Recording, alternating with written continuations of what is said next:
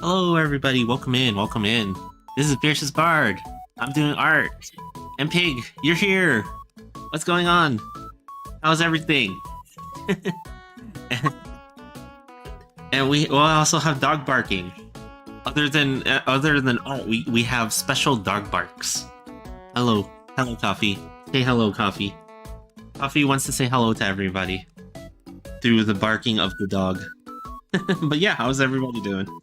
Hopefully you guys are ready because we're almost there. We're almost there. The weekend is coming. Good. Starting a new job later today. Oh, nice! Congrats! Hey, new job is always cool. Yeah. Hopefully it wasn't too hard for you to get it, but I'm sure that you feel very like excited and stuff like that, and also it's a full-time job just to get a job, so like congratulations, like seriously. Now this is coming from someone who hasn't changed jobs in a while. I've been very fortunate, so but I don't relish the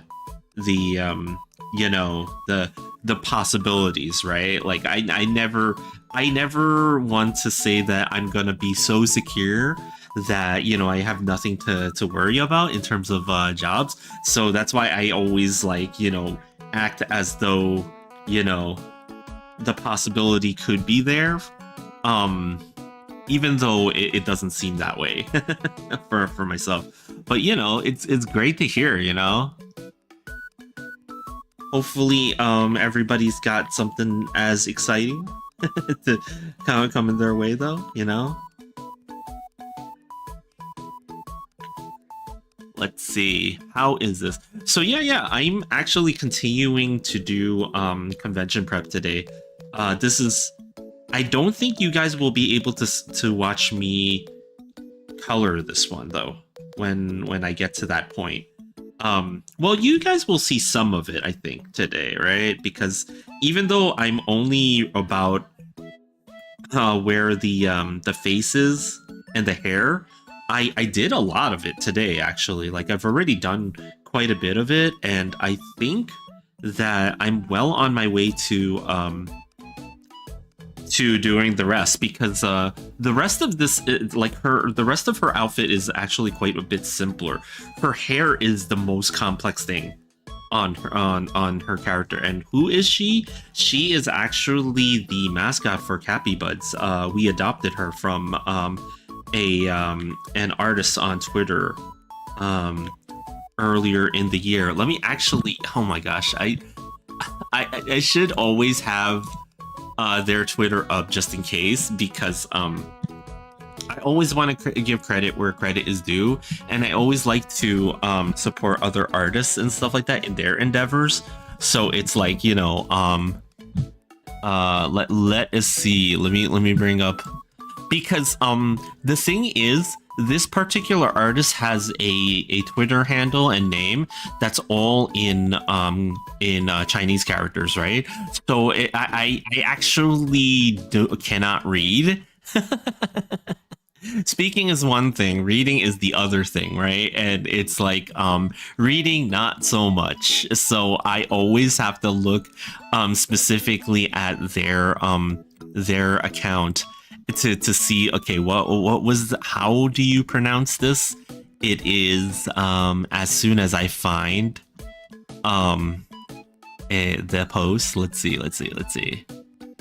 We're almost there.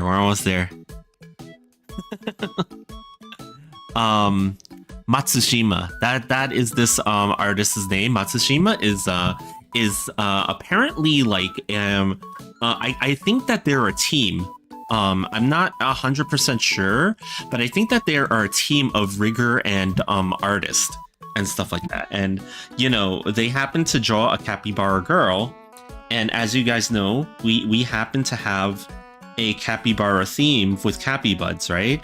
And I remember at the time, like, Mooney really liked this this particular design and stuff like that. We were really considering, like, okay, what should we And then, eventually we were just kind of like, yeah, you know what? Let's do it. Let's do it. You know?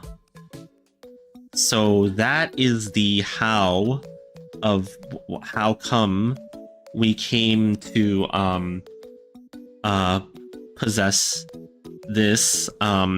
As for whether or not she is being actively used, neither of us used the model for streaming. I mean, I think Mooney tried once or twice to show off the model, but she has not really used it during streams and stuff like that. And because we're unsure as to whether or not this particular persona will become like a large part of the streams and stuff like that, right? So it's one of those things, like we have to really think about it and stuff like that still. But in the meantime, it doesn't mean that I can't draw her. And this is actually the first time I think like this is one of the first times that I'm drawing this particular character right now. I've never drawn her before, which is surprising. Again, we adopted this one and have done very little. But now I'm like, oh yeah, she is supposed to be the mascot for our brand, so we should probably do something with her. So I'm actually drawing this artwork as like a promotional piece for the table that we're going to be manning at CarrierCon. So we're going to be attending CarrierCon. Well, I will be manning the table. Mooney has other things that she needs to be doing that weekend, but I will be there to man an Artist Alley booth. And yeah, this artwork is going to be present there as I think I'm actually thinking maybe I'm gonna throw this on the business card as well. Possibilities. Possibilities. They're there, yeah, and you can take advantage of them. But yeah, we'll see what happens. But the coloring for her is going to happen ASAP, right? So what's gonna happen is I think I'm gonna finish this line art either during stream or after stream, right? And then I'm just gonna dive right into coloring. But I have to probably take a gap of because I don't usually stream past 2 or 3 hours roughly. So what ends up happening is you guys might not be able to see the coloring portion of this one, but I'm gonna keep the coloring for her pretty simple. I'm gonna probably do it as a light cell shading style, and leave it at that and stuff, and we'll see what happens. If reception is good for this art, I may revisit it at some point, because I'm not against revisiting art. Actually, one of the pieces of art actually that I should say I revisited is actually Hosho Marin. So I drew Hosho Marin like a while ago, right? Like I did like a bikini artwork of her, right? So let me grab that really quick, right? Because let me see where she is.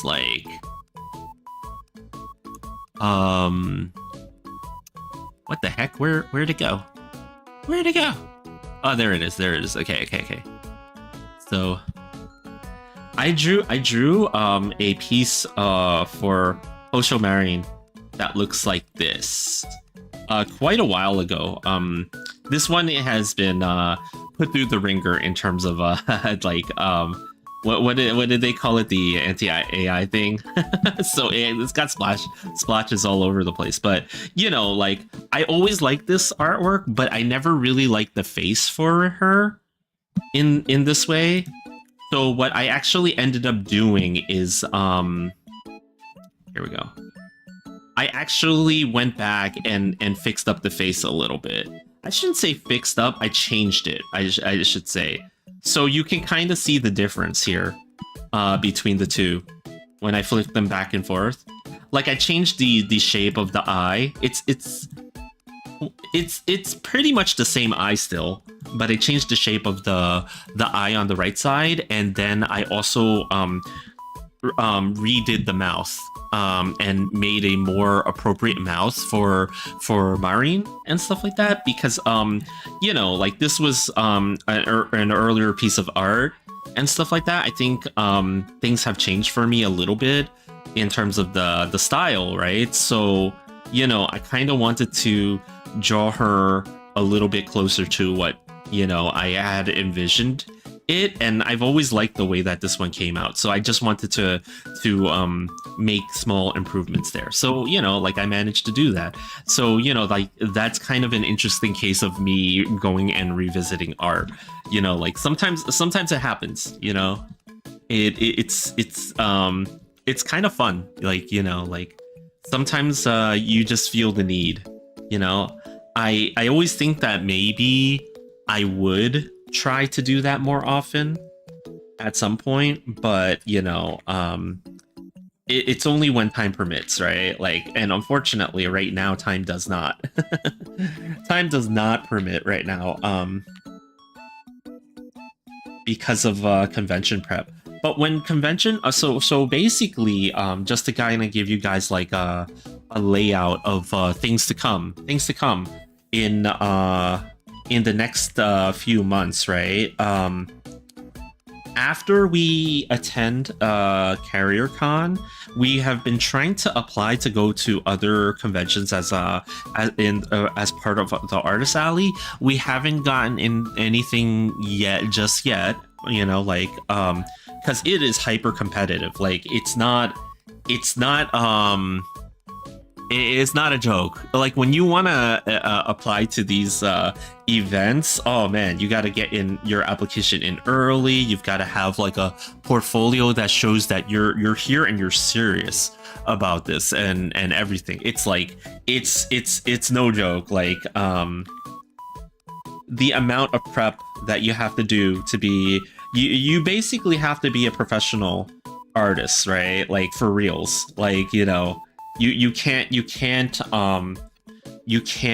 half-ass it, you know, to say the least, and stuff like that, right? And you know, for everyone that's been doing this for years and stuff like that, I salute all of you artists who have been doing this for years. Because you know, like it's an experience. It's definitely an experience, and I'm hoping that, you know, that maybe this is the year that I am able to get a little bit more serious with this, because, you know, like the ramp up for me has been rather slow. I do have like a full-time job, as I mentioned earlier, and stuff like that, right? So it's not as though that you know, I could put 100% of my time into this, you know, but either way, I try to do what I can when I can and stuff like that, you know. Like I don't want to ever like be stuck on the negativity of, oh, why can't I do this, or why can't I do that, you know. Like I try to stay positive about it, you know. Like the fact is, you know, having a regular job is something that I can't avoid, because you know, regardless of whether it's Cappytown or Bounty Hunterville, you know, I have to pay the bills, and you know, we can't escape it. None of us can escape it, right? So it's one of those constants that, you know, you can't get away from, and you just kind of have to work around and stuff like that. And you know, like I said, I would be crazy to say that I want to just quit that and do art full time, because unfortunately that would mean that, you know, we would not be able to feed ourselves or our darling doggo, you know. And that unfortunately we can't do that. We can't just do that. So now why the heck am I putting so many? I don't usually draw characters where the hair is this intricate and there's so much to it, right? But I'm following the character sheet, right, for this particular capybara girl. We never named her, by the way. Like, we never gave her a name or anything like that. And Matsushima Sensei never gave should I call them sensei? I don't know. Like, but they never gave this character a name either. So I'm just calling her Cappy Girl or Capybara Girl or, you know, something like that. Maybe we should give her a name. You know, maybe we should give her a name. That would be easier for me to refer to her. But yeah, I never usually draw characters with such an intricate amount of hair and stuff like that. So like this is like been challenging. I think this is going to be the most challenging part of this inking right now, or rather this line art. I always call it inking. I'm just too I'm too set on the old terminology, because when we used to ink comics and stuff like that, like I'm still stuck on calling it inking, even though technically, you know, there's no ink happening here. There's just line art, right? It's like technically that's what it is. I mean, it's the same principles all at the end of the day, so it's, you know, maybe I can get away with calling it inking.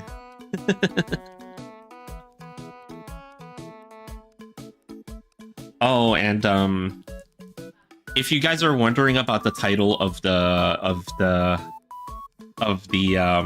stream today, or even yesterday's, so I you know, like this kind of goes back to some of the Gundam stuff that we were talking about yesterday. Like I recently, like, because me and Mooney, we went to a pop-up, the Gundam based pop-up that happened in Bounty Hunterville and stuff like that, right? And we got a bunch of things, the story of what we got and, you know, what happened that day, that's in yesterday's stream. But today, okay, so, you know, like I'm a very impressionable Cappy. I'm a very impressionable Cappy. I have my moments, right?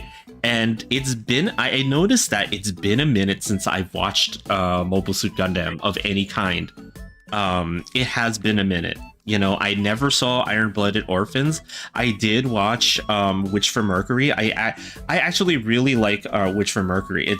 I know it's not exactly what people look for when it comes to Mobile Suit Gundam, but I liked it. I liked it. I liked it enough. Yeah, so I was kind of like, man, it's been a minute since I've watched one of these shows, and we're buying this Gunpla and stuff like that, right? And I was talking to Etom, Mooney's friend, right? And I was like, you know what?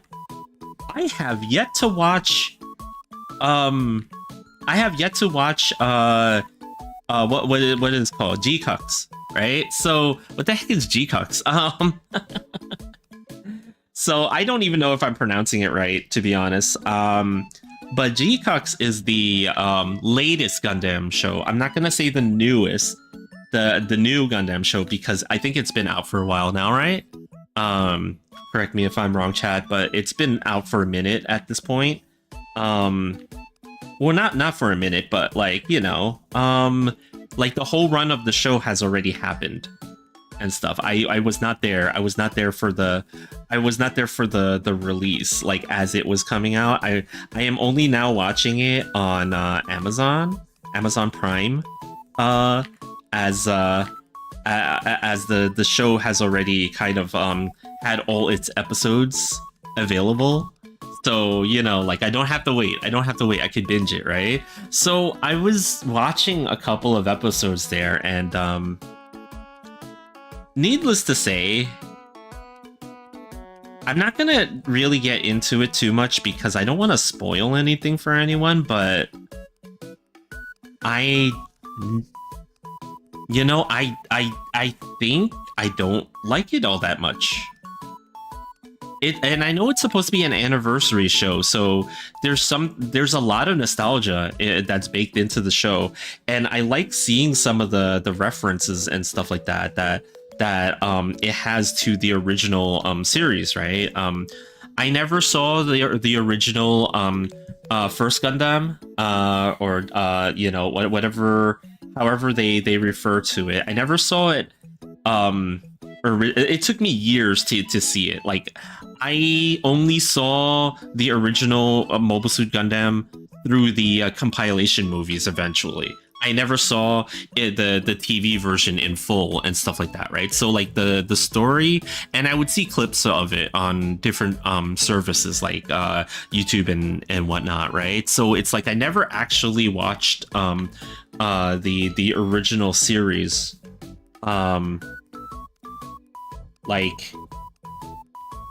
as a in order, and all the episodes individually and stuff like that. Like, where did I leave off with the original series? I think I saw like a lot of the episodes all the way up to where Amuro fights Rambaral, actually. I saw most of that stuff when the white base is on Earth, and Amuro is still having his a hard time adjusting, and then so it's like, my experience with the show kind of starts to taper around that time, and then I just kind of watch the compilation movies for the rest of it.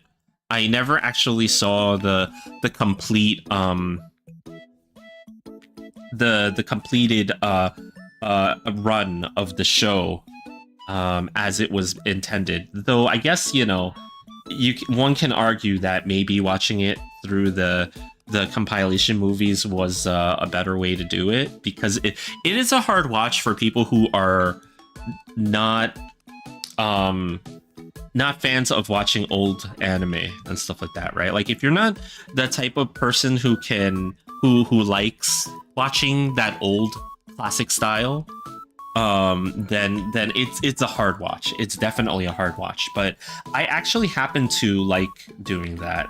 But the original Gundam series was one that I never actually got to finish. Maybe I will go back and just like kind of watch all the episodes in somehow, in some way, right? Like, maybe that's like a homework assignment for me at some point. Maybe I gotta do it, because because one of my favorite Gundam series actually is Zeta Gundam. When I was growing up, right, I didn't see that one either until like years later. I never actually saw the original run of it, and this was the era when fan subs were still a thing. So I saw some episodes of it through fan subs and stuff like that at that point, but I was never able to actually catch the whole thing until much later in life, when they actually had an official release for it. And then even then, I did end up watching all of it, and then I watched the compilation movies that they did. What is it called? A new translation. I actually still, even though there's mixed reviews about, especially about the way that those movies ended, I still really enjoyed that when I saw those movies and stuff like that, right? So I don't mind watching the old footage. Like, I know that there's a lot of fans out there who think that the old footage has a nostalgic factor to them. I don't have that nostalgia, obviously, because I didn't grow up with it. But I still do enjoy seeing it, right? Because sometimes you'd be shocked at how much the older anime, like the animation actually holds up. There's a lot of OVAs from that era and from before, where you kind of watch the animation and not even necessarily like the story, right? You watch the animation and you just kind of go, damn, that's actually really impressive for what they did, like how did they manage that, without, some of the stuff that we have today, right? So it's like, it's kind of impressive. Like, and today we all have like screen tablets and things like that, and we're working with the undo button and all this stuff, and it's like, well, of course, you could get it with enough time and commitment, you can get it looking like that, right? But back in those days, all they had were their pegs and the paper, pegs and paper, like that's all they were working with, and I think the coloring software that they eventually started using in those days for animation was like loaded on an Amiga or something like that. It's just like kind of crazy when you hear about like how the classic animators used to do stuff, and it's like, damn, like I don't know if I would have survived that. Like,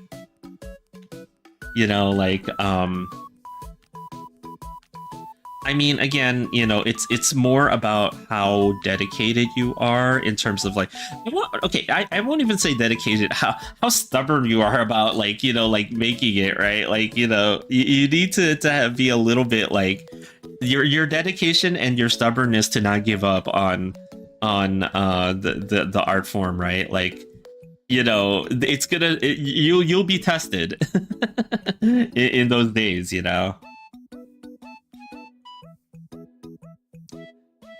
Because I remember a time when I couldn't undo and stuff like that, right? And like I tried so hard to learn how to do like an inking style that was like minimize mistakes as much as possible, and then I ended up picking up like how to ink with a brush. Actually, I started trying it and trying to do it in a way where I wasn't making too many large errors, because at the time I didn't understand. Okay, I didn't understand like, okay, if I screw up, how am I gonna fix it, right? Like I didn't understand that. Like I remember some of my friends actually showed me this, like when I was when I was still a young Cappy, and like I messed up and I'm like, oh damn, I guess I gotta redo this one, and they were like, no, what are you doing, right? And then I remember like her cutting paper out, like taking another sheet of paper, cutting a piece of it out and just like gluing it right on top, and then just like continuing to art on top of it and stuff like that. And it's like, why do you need to start over? Just do that. Like,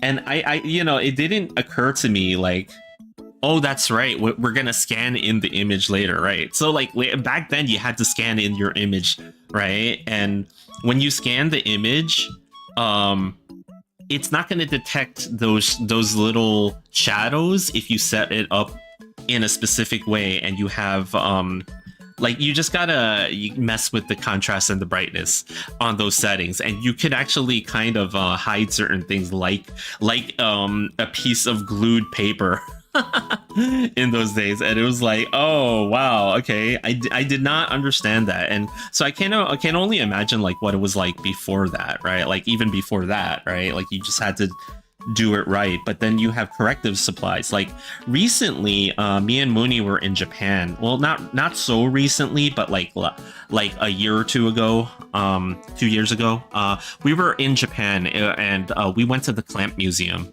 And in the Clamp Museum exhibit, they showed a lot of old panels of the art that the artists from Clamp were doing and stuff like that. And the one thing that we noticed immediately was how many small like corrections were on there, how many whited out parts, how many little things that they had to clean up and correct, because maybe that they made a little error here or there and stuff like that. And it's kind of like a learning experience, right? Because you don't realize that you don't need to be perfect until you see that even the pros are not perfect, in the way that you think, right? And stuff like that. They're also working like in similar ways. They make like errors and stuff like that, and then they do the best that they can to patch it up so that it looks the best that it could. once it gets printed and stuff like that, right? So it's like, you know, you don't realize these types of things when you're first learning, you know, because you know, like it's hard for somebody who's learning to think of things that way, that you can make mistakes and you can you know, you can have the time to do, you know, to not just make mistakes but learn from them and stuff like that, right? Because you see all the pros on stream or in videos, and they're basically doing this like, they're just drawing without erasing, or you know, they're doing things like really smooth and stuff like that, and it doesn't seem like they needed to correct anything in their work and stuff like that. And you know, it's because you see that and you're comparing yourself to that makes it hard for you as an artist, right? Like, I know that I feel like that all the time.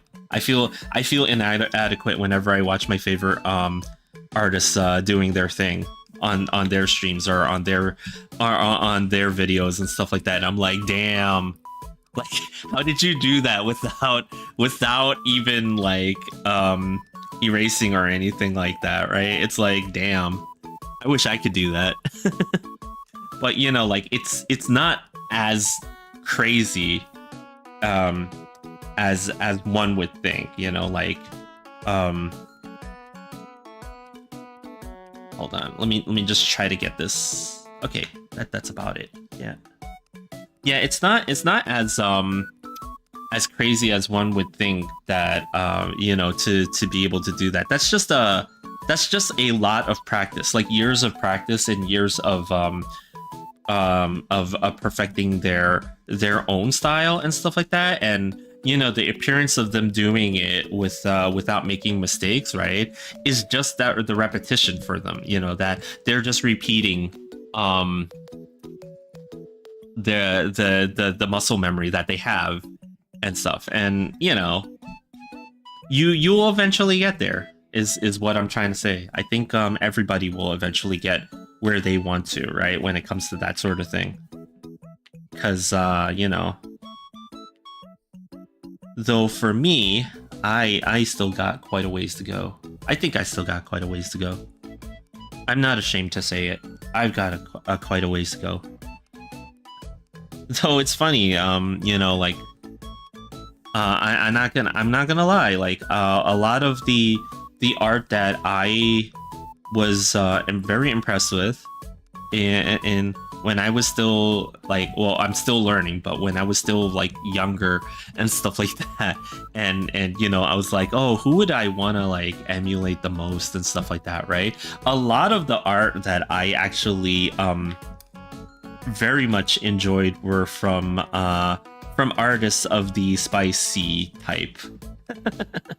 Of I think I still have like one Patreon subscription for a very spicy artist. I know I've mentioned their name here before, Hokisei. I actually still have that because I enjoy their style immensely and stuff like that. So it's like, you know, I'm still striving to get to the level where I can essentially do something quite similar to what they do and stuff like that, right? So it's like, you know, that's my goal. That's my personal goal, to draw as well as a spice artist. So I've told myself on many occasion that I may need to dive into the spice art myself. Like, I need to, if I strive to be the spice, then I need to do the spice. But I haven't dived in quite I haven't dived in quite there yet. Though some of you who are on the Discord will see that I tried. We'll see some examples of where I tried, but I have not committed just yet. Why I haven't committed yet? Is it because of some kind of embarrassment or fear? I don't know. Like, it's more that, like, I think it's less that and more that I, I'm so enamored with like how good some of that art comes out that I want to be able to do it when I get to the level that I feel like, okay, this is a level that shows that I can do something similar and stuff like that, right? Style wise. But then isn't that like, and I've talked about this like before, where like as an artist, like especially for me, like I always tell my friends stuff like, hey, if you're gonna just do it, just do it. Don't tell yourself I'm gonna wait until I get to X level, because you're never gonna get there, because you're never gonna feel like you are ready. Like I'm gonna do this when I'm ready. But that's just me saying the same thing, like doing the same thing with the different thing, right? Like I'm actually saying, well, I'll do it when I'm ready, but like when am I ever going to be ready, right? Like, so maybe that's just my own cope of not telling myself that I'm going to be ready at some point when I probably should just go ahead and do it, right?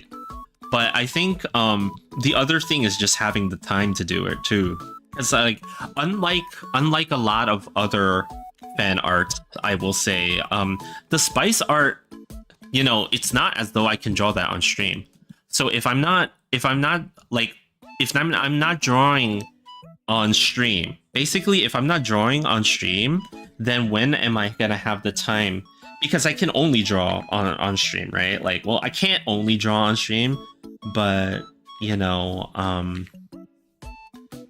the question is, if I choose to draw most of the time when I'm on stream, and I can't draw the spice on stream, when do I have the time to even do that, right? So it's like, it's a question of logistics for me at this point, which is like really weird to think about, right? Like, when can I spice?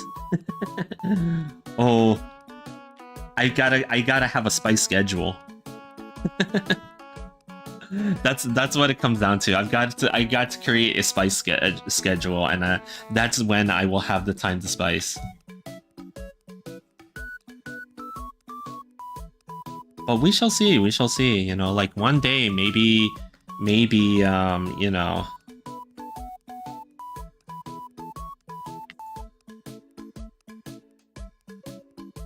Though I've noticed too that a lot of spice artists, like, and this is natural. Like if you're gonna be a spice artist, right, you're gonna have your favorite characters, and as said, spice artists that I really enjoy, they seem to have a couple of Genshin Impact characters that they were drawing quite a bit of for a while there. It seems like they've stopped and they started doing some original stuff as of late, and I'm very curious about that, because I think it's like for a game or something like that, which is like interesting. I have a couple of their art books from attending conventions where they tabled in the sellers rooms and stuff like that, and I bought a couple of their products. I don't think that the attendance that the artist was ever in attendance. I wish they were, so I could get an autograph, but like it's one of those things where it's like, yeah, I don't think that they would be able to attend Western conventions as easily, right? Because like if like just thinking about the logistics of going from Asia to like North America, right? Like at a consistent basis, because I've seen them at like their booth anyway. I've seen their booth at quite a few North American conventions that in and out of the United States. Actually, like it's kind of crazy. So I'm like, they're actually they're on the the hustle, right? Like they are working and stuff like that. They're sending their reps over and stuff like that, and it's like, damn, like I think it's awesome, but like I don't think I will ever be able to meet them or and get their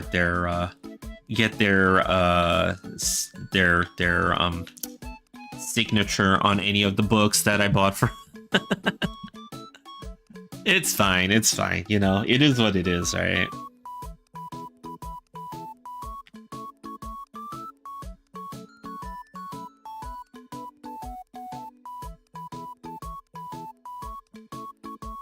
Though we shall see, you know, this is the first tabling that we have in 2026. Hopefully we are able to get in for other ones. Again, it's hyper competitive, and you know, I count my blessings that I even got into this one right now. So, you know, like it remains to be seen whether or not we will be able to participate in another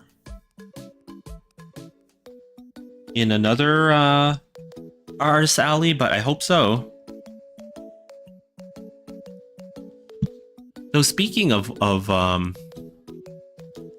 Artist Alleys, there was a post not too long ago from Anime Expo. So Anime Expo is the big one, right? Like everybody knows Anime Expo, it's the big one, and they were actually accepting applications for a new section of the Artist Alley, specifically tailored towards the spice art and stuff like that. Like, I turned to Mooney when I first saw that, and I was like, oh, I guess this is like a sign, isn't it? But we shall see, you know.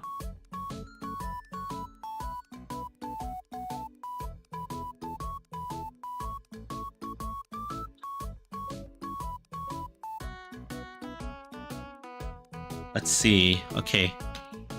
She's got a head tilt. Okay. So she's got like a...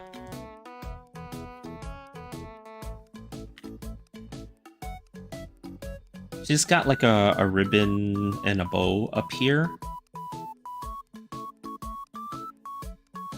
And then after the bow... Whoops.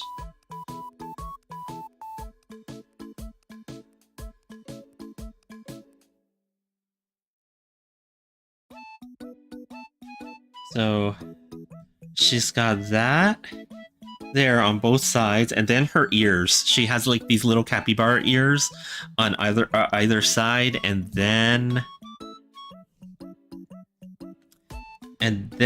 behind that she has a beret.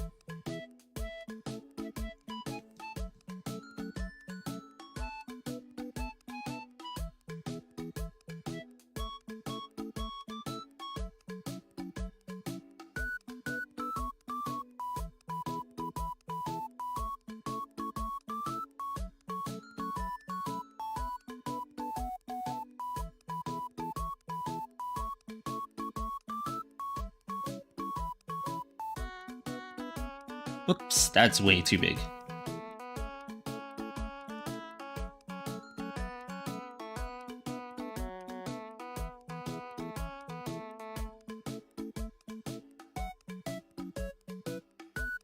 Yeah, there's a pattern over here.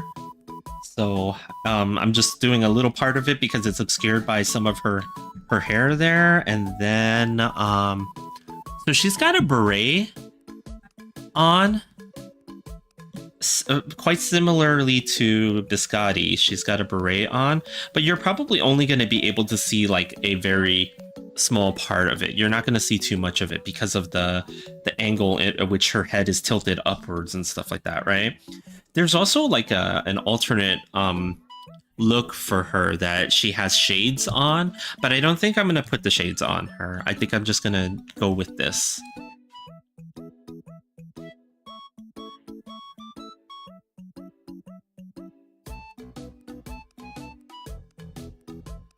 And I'm gonna move her ear. Originally, I drew it angled inwards more, but I think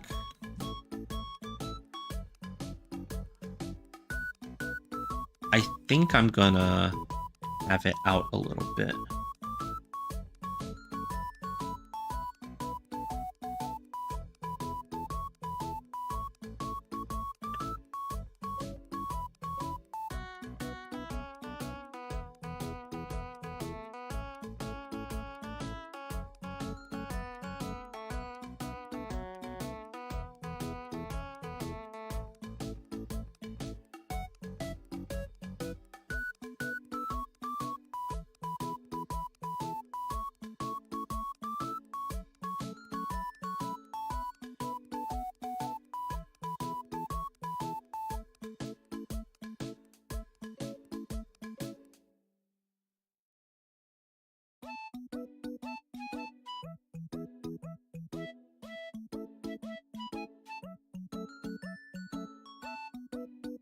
Okay.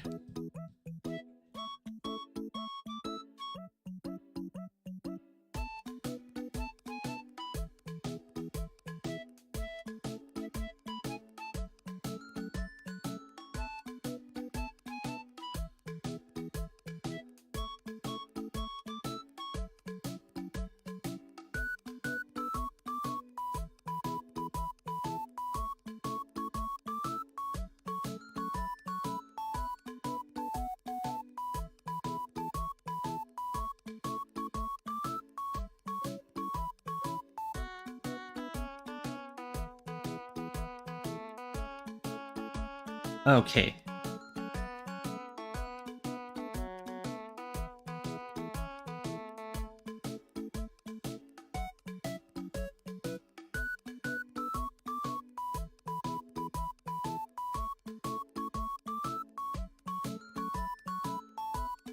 And then the same thing on the other side. Sort of, not really. It's like, it shouldn't be the same exact thing, but, you know, the idea is there.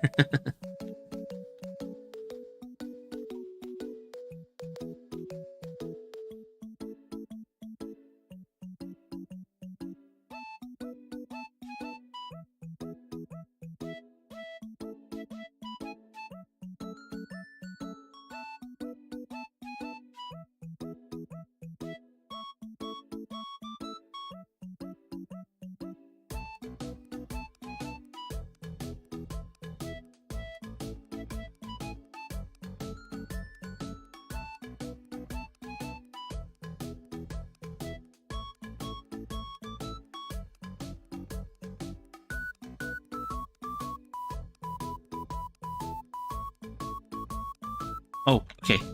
I need to do this.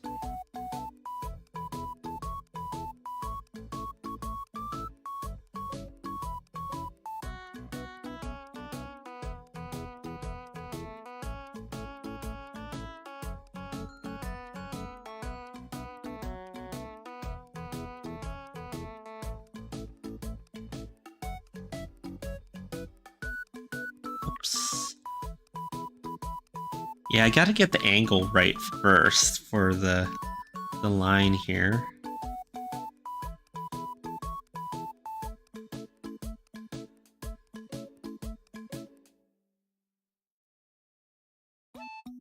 There. Okay. That should work. That should work. Let's see. And then we gotta zoom out to see the whole thing. Yeah, I'm working very zoomed in a lot on this one. You shouldn't really do that, but you know, the unfortunate part is that old habits. Plus my my tablet that I'm currently using is not exactly the biggest, right? Like in Cappy Town I have a large Cintiq. Probably overkill size for an artist of my level, but you know, over I think it's like 24, 22 or 24. You know, I don't have to zoom out very much, or rather, I don't have to zoom out quite like a lot at all, because you know, like I could see already for the most part. But this is a little different. This is a 13-inch, I think. So, you know, I've gotta zoom in to get certain details.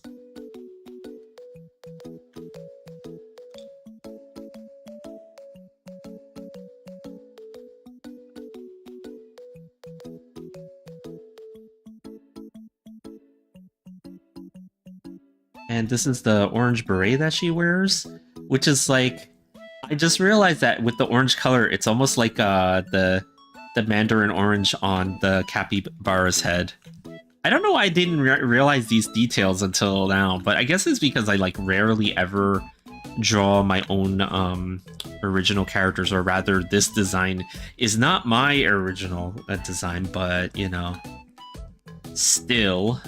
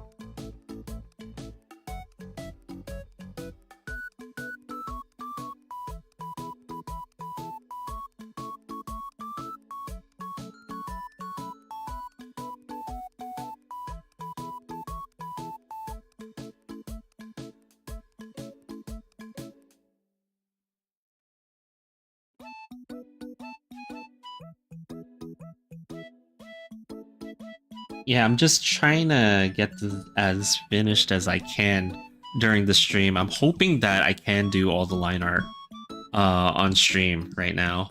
Though I just only finished the head. It's just like, damn, all the time just now to finish just that one part of it. But you know, it's kind of like the way that arting is like, right? Like you just kind of have to do you just have to have the patience for it and stuff, right? But now that we're done with the head and the face and all that stuff, I think we can finish. I think we could start working on the body. And it's not a very difficult pose either, so that's the part that, you know, I made sure to do with this. The most difficult part about this image is the foreshortening on the hand, which I still am kind of struggling a little bit with, but you know, we'll see. It's like once I get up to the stage where I'm actively doing line work like this with it, right, it kind of forces me to make a decision on, you know, what direction that I want to go in with the hand, and I can't just like avoid it anymore. So that's kind of why I just like kind of went into this and started doing line art and stuff like that, right? Without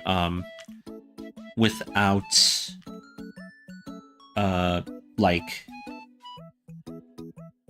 doing too much more sketching.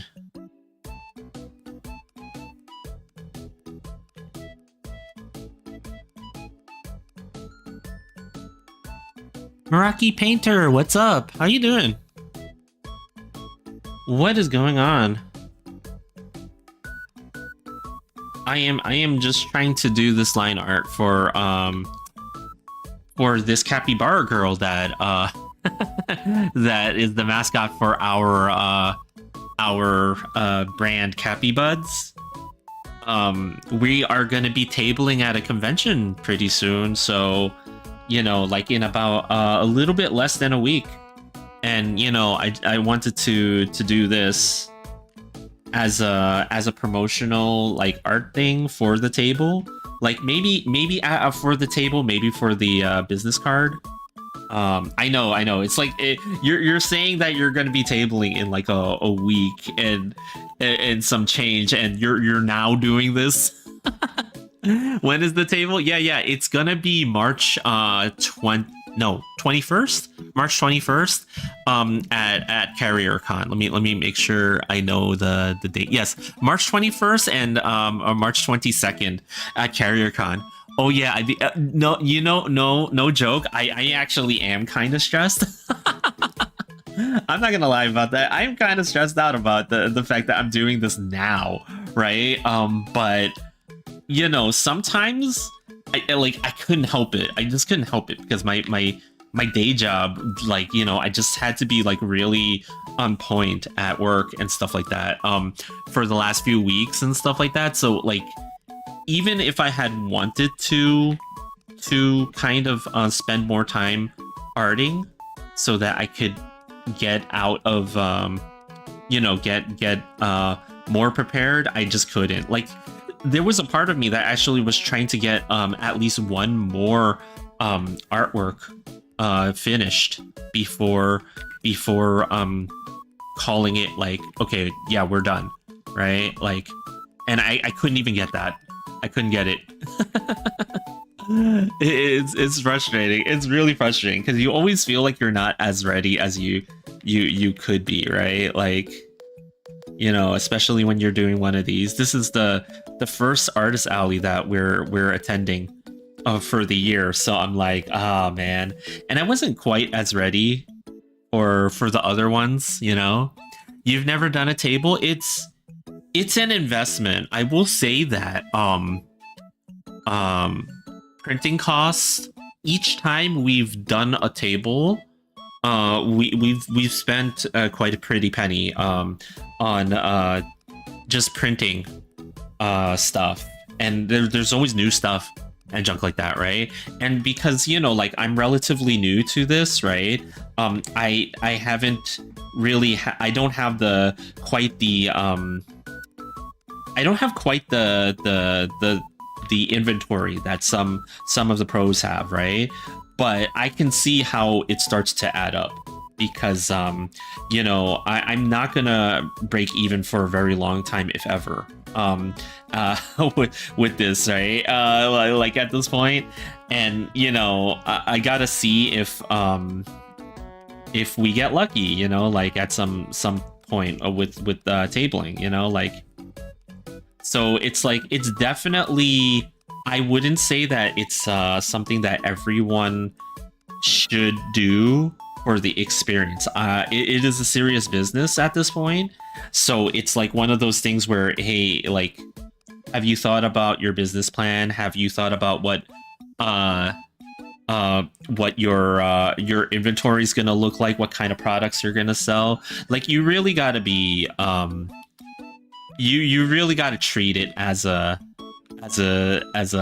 business, is what I'm trying to say. Like, you know, like there was a time when artist alleys, like, they were more fun and stuff. Like, participating in them, it was more fun and more of a, hey, I'm an artist, I'm gonna go and do this thing, right? Like, you know, there was a time when that was like the case with a lot of them and stuff like that, and it has changed quite a bit. Like the whole art. I just realized I've been drawing this wrong.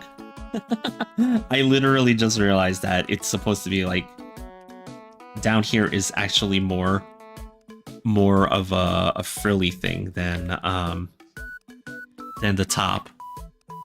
But yeah, there was a time when artist alleys were much more of a community thing than anything. And there still are artist alleys that are like that. I mean, you know, I'm not going to say that there isn't, right? Like, for sure, there's a lot of events that are more community driven and more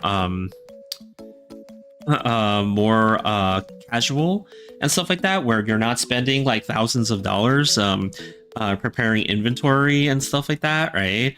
But, you know, like, depending on which artist alley that you're attending, it could get serious pretty fast. And, you know, like, it's not for everyone. That's why they always suggest, like, you start with the local one if you want to try, you know, because then you don't have to worry about things like paying for living expenses and travel and stuff like that, right? Which eat a lot of your costs and stuff, right? So I think starting local, if you ever want to give it a shot, is definitely the key. I think it's a lot of fun though, but again, you know, it is stressful. It is stressful. As you guys can see, like, I'm rushing to get this one done. So, you know, like, I guess to kind of zoom out and give you guys a look at the full artwork, she's basically just being a happy cappy girl, and she's going to hand you an orange. That's the pose. That's the pose that we're going with. Hopefully that is a good enough pose here. We shall see what happens though. Let's see. But yeah, hopefully, you know, like, maybe one day you'll if you stick with the art thing, because I don't know if you know, like, how your approach is going to be with your arting journey, I'm assuming, but like, you know, like, maybe one day you'll get a chance to do one too and stuff like that, and you can just have fun with it, right? Like, the first time me and Mooney participated together in an artist alley, because Mooney had done one without me previously, and I just had my I wasn't here in Bounty Hunterville at the time. So she did one without me, and then I eventually did get here, and then we accidentally like kind of stumbled into another one that we were offered at Anime Revo. The Anime Revo table story is like, it's crazy. We had like a day to prep for that one. We only had a day to prep, and we came with the minimum amount of stuff. And junk. Are you able to share a table? So it really depends on which what the rules are for which event that you're participating in. Some events do allow you to be a proxy for someone else, right? And share a table and things like that, right? But other events are very strict about it. Like there are some events where they want you at the table. They do not want you to just send anybody. Like if you're the artist, then you have to be there. So it really depends on the event and stuff like that. If you can do a shared table with someone, it's probably the highly advised that you do, right? Because if you share a table with someone, then you share the expenses too and stuff like that, right? So it's highly advised, right? Like from my perspective, that you try to do it that way if that's your first time, right? I don't think I would have enough art for that. Oh, yeah. I did not have enough art when the first time I was seriously doing a tabled event and stuff like that. I still don't think I have enough art now. Because some artists that participate in artist alleys, right? They have an output of like something like an image a week, if not more. And stuff like that, and I'm like an artist that produces something like once a month. So I don't feel like I have enough at all. I think for this Artist Alley event, I think I will have maybe 14 items in terms of prints. And I don't know how many stickers that we have. I gotta count that. As well as we have two bags that Mooney designed. And stuff like that, right? So we have some product. But I think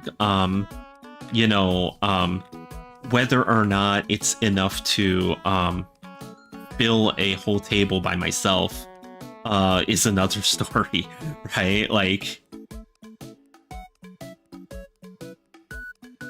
same between work and commissions, it's not something I'm able to do. Yeah, it's just like I am honestly pushing myself this year, especially since last year, to be more active as an artist and to take on these challenges. My day job definitely eats up most of my time. Like, I basically live, breathe, and eat my day job at this point. But I'm trying to do this, like regardless, right? I was actually talking earlier about like how I want to do more art because, okay, so I mentioned earlier that some of my favorite artists are the spice artists out there. Some of those spice artists are amazing, and I want to do the same art that they do. They inspire me to do the art. So I want to do the same stuff, but I don't know when I will have the time to even do the spice art, because it's like I can't do it when I'm on stream, and most of my arting time like is the streaming like art that I do, like I know that I do finish stuff off stream and stuff like that, but most of the time that I draw is spent on the time that I'm on stream. And I can't exactly art spice here, right? Like, that's not something that I can do here, unless I want to speed run the band game, right? Well, your art is very good. You hold a lot of potential. Oh, thanks, I mean, I think we all hold that same potential, right? Like, it's all about...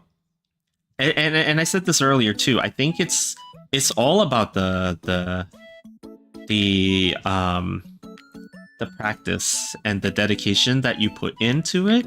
And yeah, sometimes like timing doesn't work, right? Like sometimes it's not a necessarily a possibility that you can dedicate the time and the commitment to it, right? Because of real life and stuff like that, right?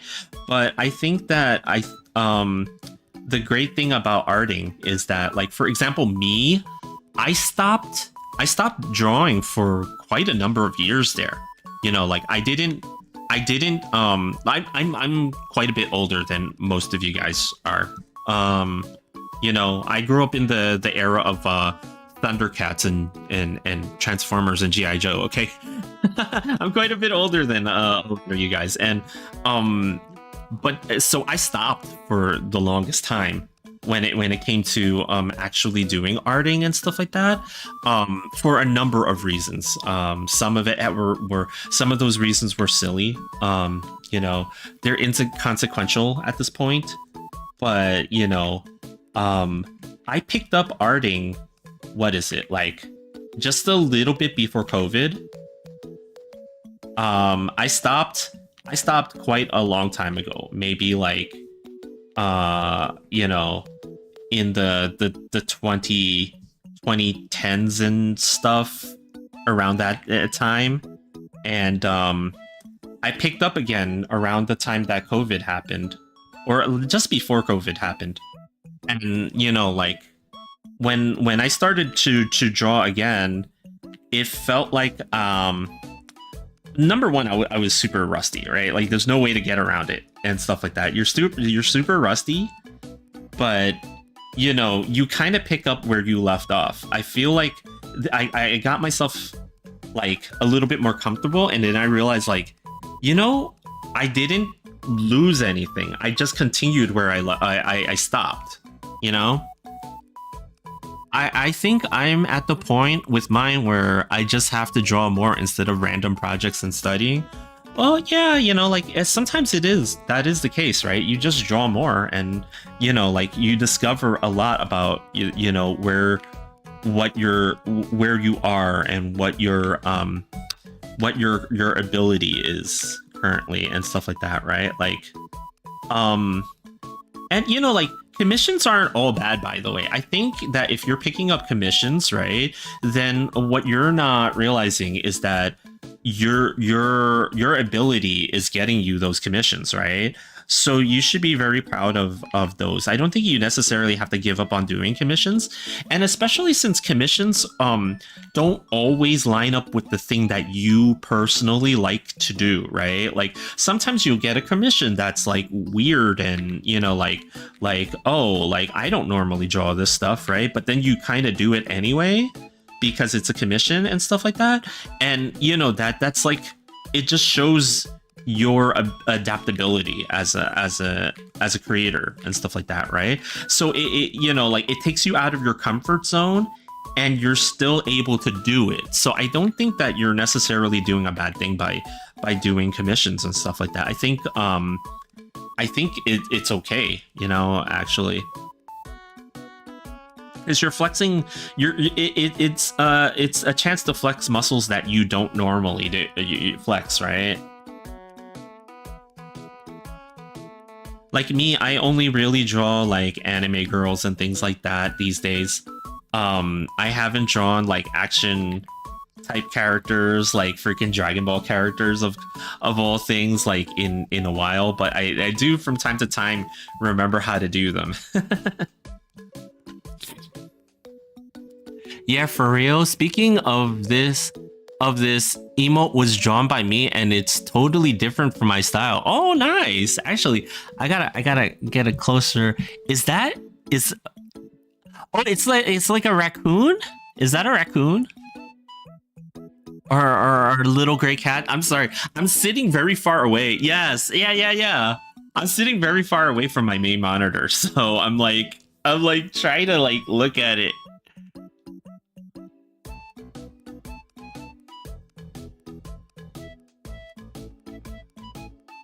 Okay, let me just like I realized I drew these in like all sorts of different places and stuff like that, and they're not lining up for with where I need them to. So I'm just trying to.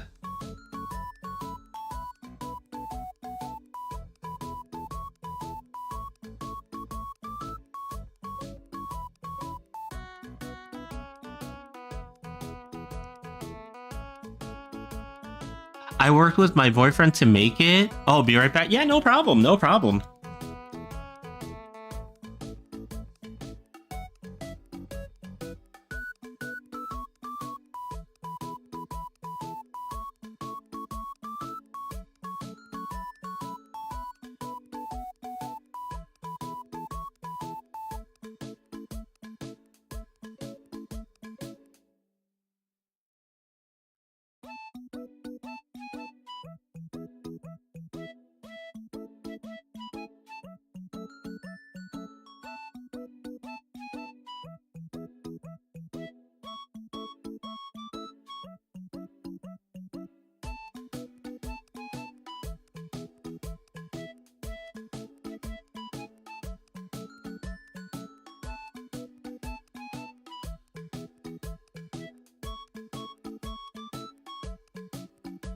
Yes, we worked for a long time to design a character for him. Tough customer. Well, you know, the closest people to you are gonna be the the toughest of customers. I would say. That's really cool, though. You got to do a project with, you know, your partner, so to speak, right? Like, you know. That's always really good. Like a lot of times, like you know, we've been working on, like for example, my own output in terms of art and stuff like that, right? So we've actually started doing like a thing where Mooney has actually started to color for me a lot more and stuff like that, or you know, like, and then I will come back and you know add things to what she's done and stuff like that to finish off the image, so that you know, like we're able to do a little bit more art. You know, like I'm very fortunate that Mooney is also an artist, and you know, like it works out for us doing it this way, since you know, all of it eventually goes to our brand, Happy Buds. So you know, like it's helped to speed up some of the process for me, and stuff like that. So you know, like I've been very fortunate to be able to do that, right? Oh, that's so cool. I love that. Do they stream too? Yeah. Mooney actually streams on Twitch as well. Here, let me actually see if I can do this. I don't think I can do this without her physically being here, but I think I can at least do that. Do you mind if I share your Twitch stream with my friends? I mean, you can do that. Yeah, it's up to you, you know. I do not mind. But yeah, thanks for sharing, you know, like as you guys all know, you know, like it's tough. It's streaming is a tough business. And you know, like we all try to get noticed. We all want senpai to notice us. But you know, whether or not senpai will ever notice us is another story, right?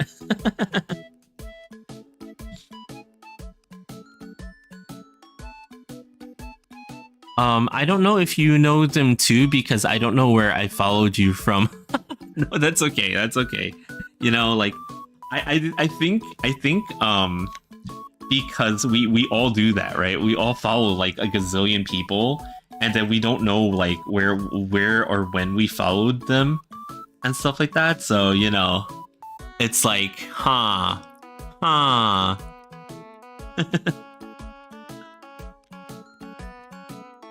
But yeah, that's hilarious. It's like, wait, where do I remember this person from? You know, like,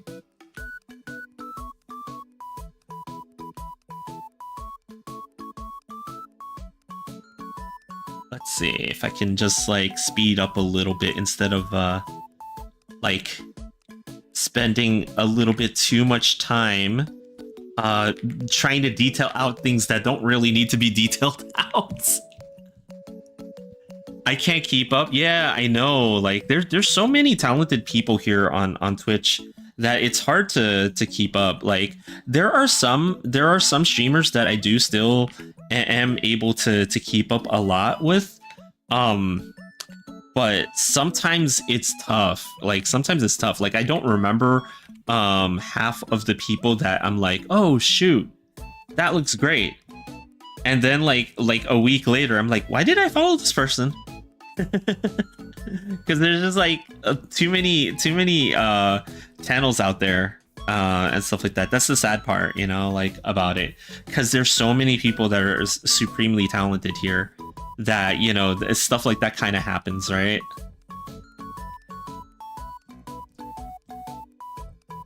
Yes, but I followed for a reason. Yeah, exactly, right? Like you tell yourself like, you know, I followed for a reason, right? Like there definitely was a reason that I have this person on my list, right?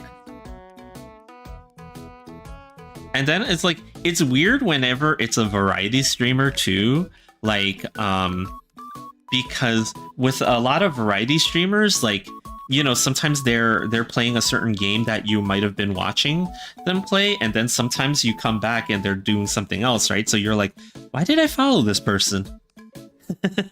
Like, what happened here? Like, oh, true. Yeah. It's like it's kind of funny. It's like, you know, but hey, it's sometimes you're rediscovering like a gem, right? That you've forgotten, right? Like that's kind of what I liken it to, right? Like you're just rediscovering the gem that you found before. And it's just a matter of remembering it again.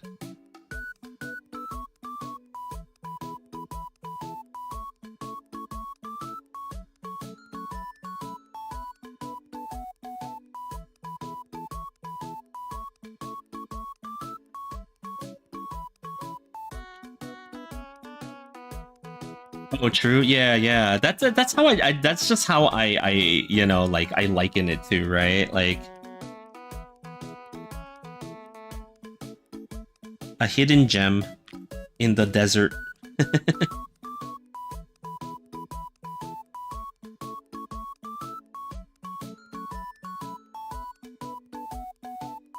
But yeah, it's like, you know, and then like I was showing it earlier too that I had to go back and redo a certain piece of artwork that I liked, that I did a long time ago. Not a long time ago, but, you know, like relatively speaking, right? Like, you know, it's like sometimes you just kind of find yourself doing stuff like that too. And I was like, okay, this one I always liked, but I had to go back and redraw certain parts of it and stuff like that. I find myself doing that like a little bit more with the convention prep stuff, because it's like sometimes, you know, like you look at your old work and you're like, you know, if I only had done this a little bit different, this one would be really good as a print. And then I was just kind of like, you know what? Let me just do it. Let me just do it. You know, 100%, right? Cause I've been recently on like a VTuber training arc of some sort, and I've been drawing a lot of VTubers as of late and stuff. So I was trying to buff up the amount of VTuber stuff that I had in inventory. So I went back and I edited a little bit of an image of Hosho Marin that I drew a while ago. Actually, I probably still have it up here somewhere, right? Like I still have it over here. Yeah, I do. I actually do. bring it up again because it's like it's kind of interesting when you look at like stuff like this because it's like it also shows your own progression as an artist. So like I drew this one like a while ago, I always kind of liked the way I rendered like the skin and stuff like that and the body, but I never quite was sold on the face here and stuff like that, right? Like I was always kind of like, you know, there could be something a little bit different about her face. And, you know, like I kind of changed the way that I drew faces for as of recent. So I'm like, you know what? Let me go back in and draw a different face on it. So I actually went in and made a layer on top of it and just like drew a complete, like, it's not completely different. I changed the eye a little bit. It's the same eye actually. It's just I changed it. And then I drew a different mouth that's like a little bit more representing of the type of thing that Marine kind of does on the norm. So I was just kind of like, you know what? I gotta do this. I gotta do this. Oh, thanks. Yeah, you know, it's like, you know, it's such a small change to it. It made such a huge difference too, you know, like, I need that with, on, one of my old works too. Yeah, you know, like, I need to do that more often with some of the stuff that I draw and stuff like that. Like maybe revisit some of them because you know, like sometimes you just like you have things. It's just, you know, like maybe for some reason something is bugging you about it and you personally don't for whatever reason don't like you're not feeling it and stuff like that. So sometimes it's worth revisiting stuff. But then there's also the argument of why don't you just draw something new then? Like, why don't you just draw it all over again? You know, just to, if it bugs you that much, just draw a new one, right? Like, so there is that argument to be made too, right? Like, for sure, for certain. But we'll see what happens, you know, like,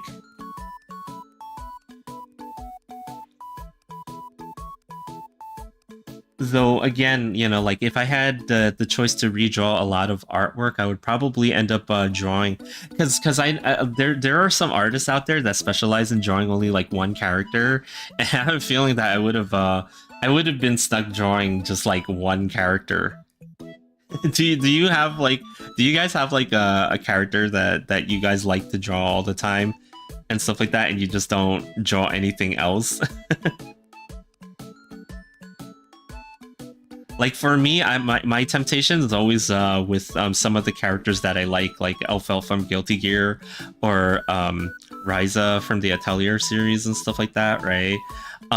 Like if I were to be left to my own devices, I would probably end up just drawing the one character and that's it. But they're not exactly like the most popular characters for a lot of people, so it's like, you know, I can't just focus on that one thing, unfortunately. Why do extra work, right? I have some comfort characters. Yeah, exactly, comfort characters. That's a that's a good way to look at it, right? Like,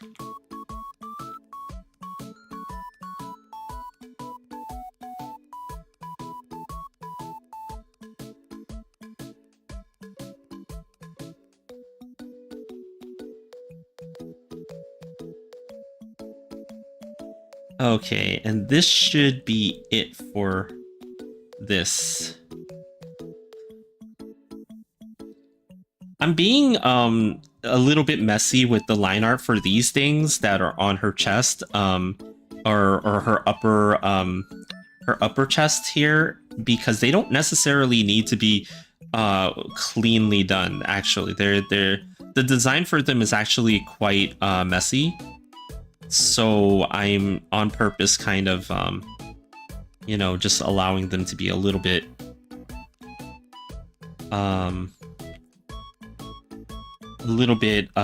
more rough.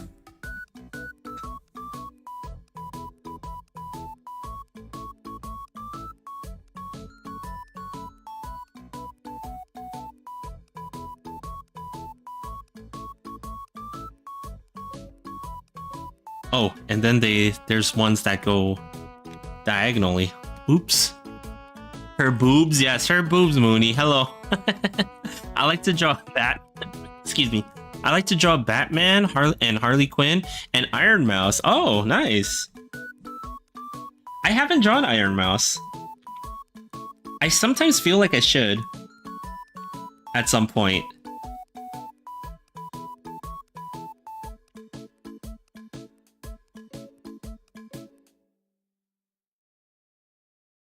Because, like, Iron Mouse has a couple of designs now at this point, right? Like...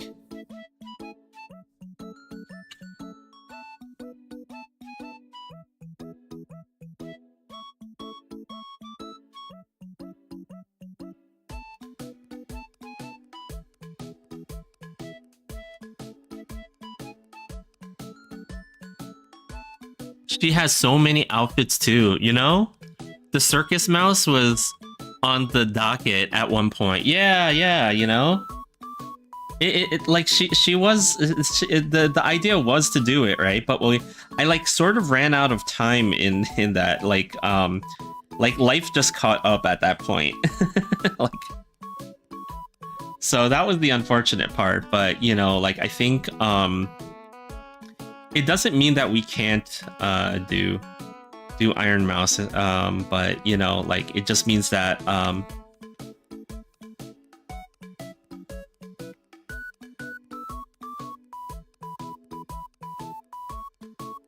okay, so this part is going into there. Actually, I probably screwed it up a little bit in terms of the where everything should be here, but it's okay. It's okay. We're taking a little bit of our artistic license here now.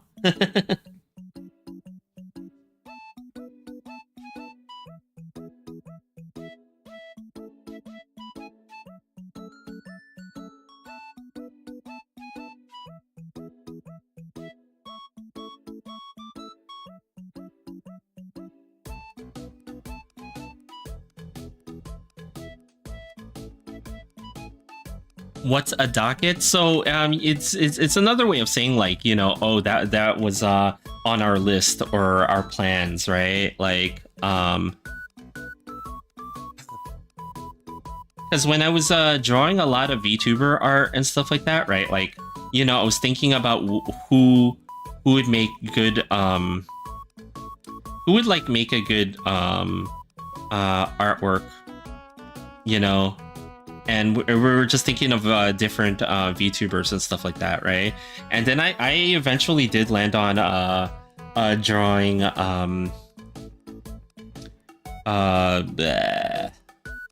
sorry, my brain is failing me right now. I did eventually land on drawing Zentreya and this other one that I completed, right? Mint, right? Like. I did eventually do those two and stuff like that, right? So, like,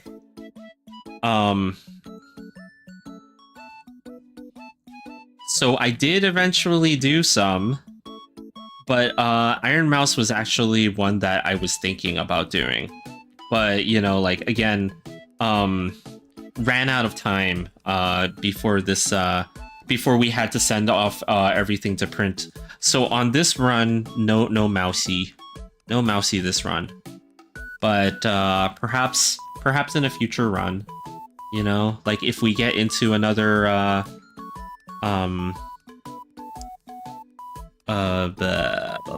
if we get into another artist alley of some sort, you know, in the future, right? Like, you know, we could think about it.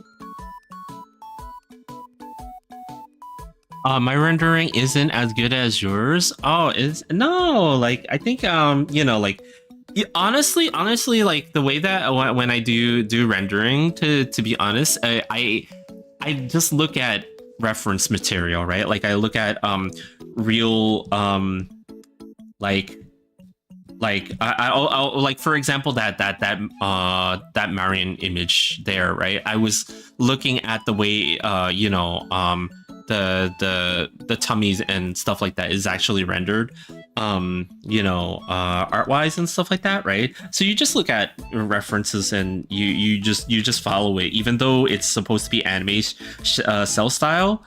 The thing with cell style art is that it still follows real life. It like, you still have to follow real life to do the shading and stuff like that for stuff, right? Like it doesn't ignore it just because it's a different look, right? So I think like, if I had any advice to give about rendering stuff, that would be it, like.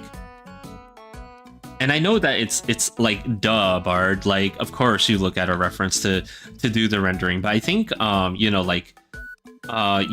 you shouldn't ignore real life when you're doing that sort of rendering, right? Like you could look at live examples of lighting and stuff like that. As long as you get the lighting right, the rest will kind of fall in place.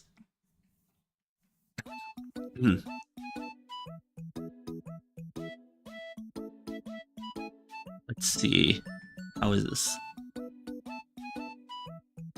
True, I've only done anime style a little. Oh, okay. How do you oh, well, you said that you draw, you like to draw Joker and Harley Quinn a lot earlier, right? So you probably try to, I'm guessing that you're probably doing like something that's a little bit more real in the realm of realism, or at least comic style shading and stuff like that.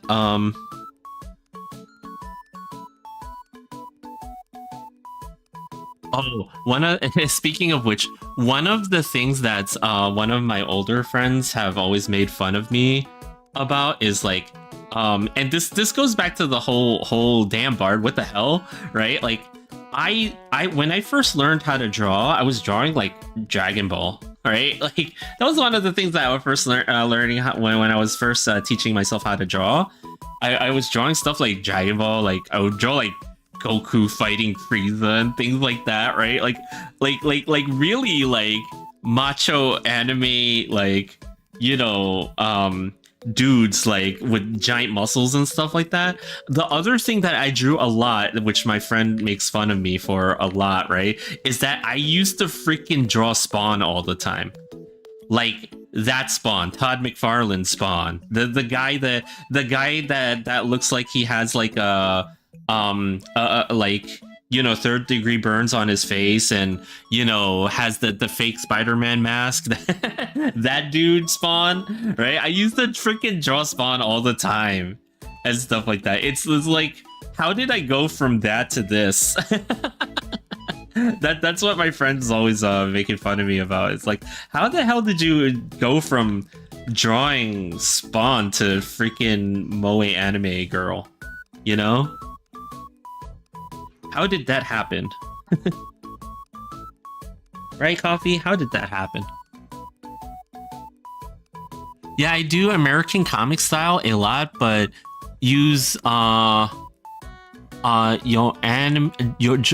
to draw anime. Oh, I see. I think I just have muddy colors a lot. Oh, I see. Used to draw, my bad. No, it's okay.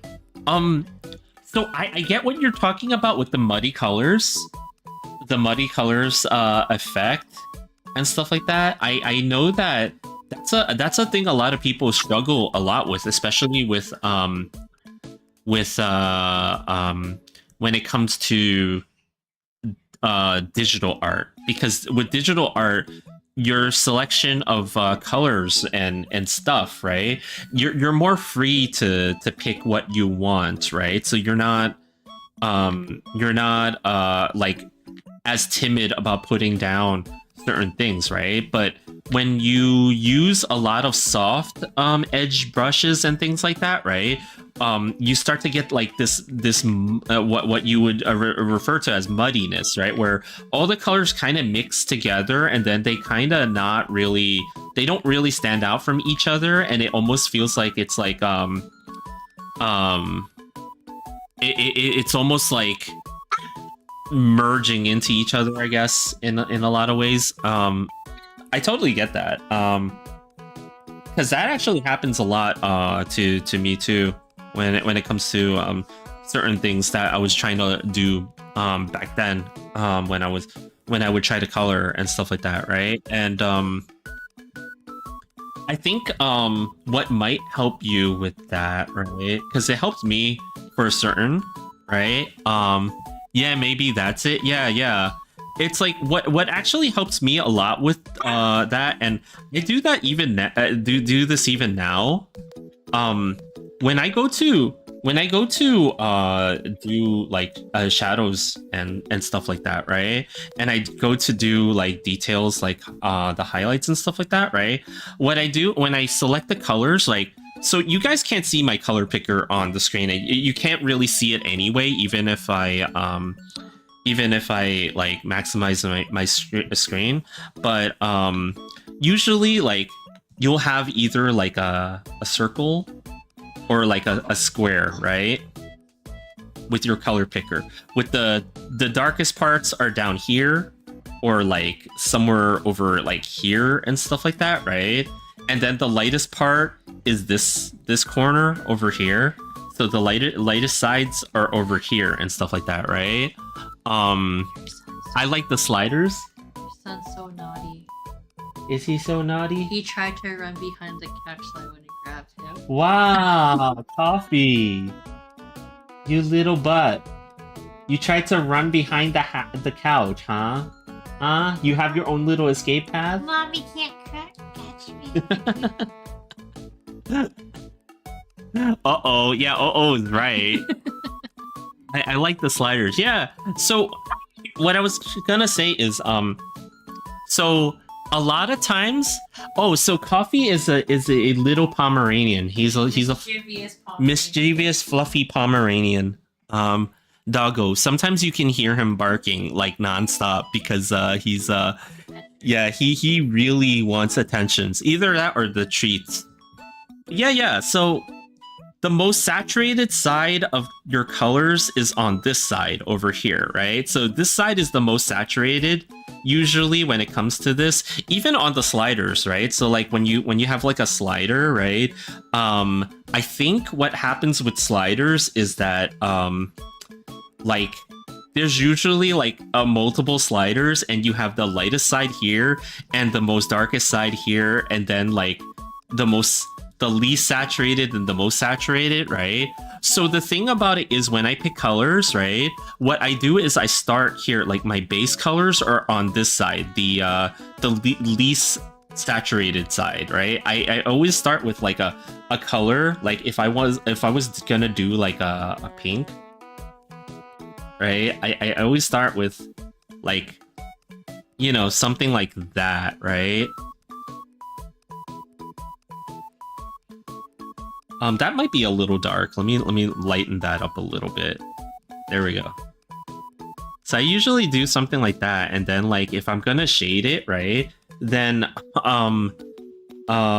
I will move towards a different hue. Like, so this is like a pink, pinkish hue, right? So I'll move towards purple, right? And then I'll go down and to the right. So on the scale, or like on my graph over here, I move diagonally this way. And I will pick like a darker purple of some kind to represent the shading over here. Right? And then for the lighter side, I don't just go up to the lighter side, right? I actually move towards the yellow part, right? Because what I'm doing is like I'm trying to pick a cooler color to be the shadows, and then I'm picking like a warmer color to be the highlight and stuff like that, right? And then like I will go in and with like a blending tool of some sort, right? Like I will look at the difference here. Like I'll probably blur this part and blend this part a little bit, right? So I'll do a little blending on it, but that's it. I won't do too much, right? Because I want to preserve like one side with a very heavy or a hard line, and then the other side is more blended in and stuff like that. So like you're kind of like playing around with a hard and soft line and stuff like that. Oops. Why did it do that? Oh, it's because it's on multiply. Whoops. Oops. Oops.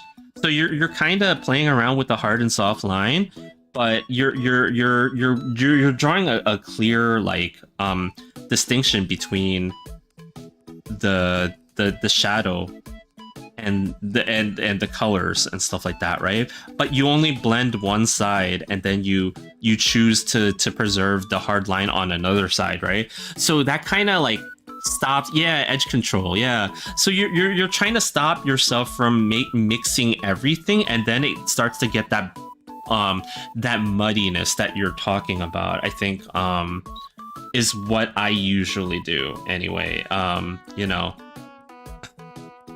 And then maybe like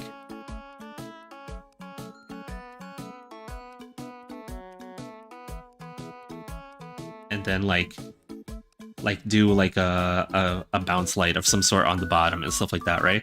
So I usually do stuff like that so that I avoid having that muddiness and stuff like that, right? You can kind of see it happening actually over on the right side here when I just kind of mixed it indiscriminately, and then it just kind of like, you know, kept going, and it started to do that because there's no clear separation between the two sides and the two colors and stuff like that. Like that's kind of how I feel like the muddiness starts to happen and stuff like that. So, you know, like I try to avoid it by doing stuff like that, and then I guess give it like a shadow. we're doing the ball exercise only with a really misshapen ball. And then sometimes, like, you know, like take the eraser and then just like soften certain parts and stuff like that.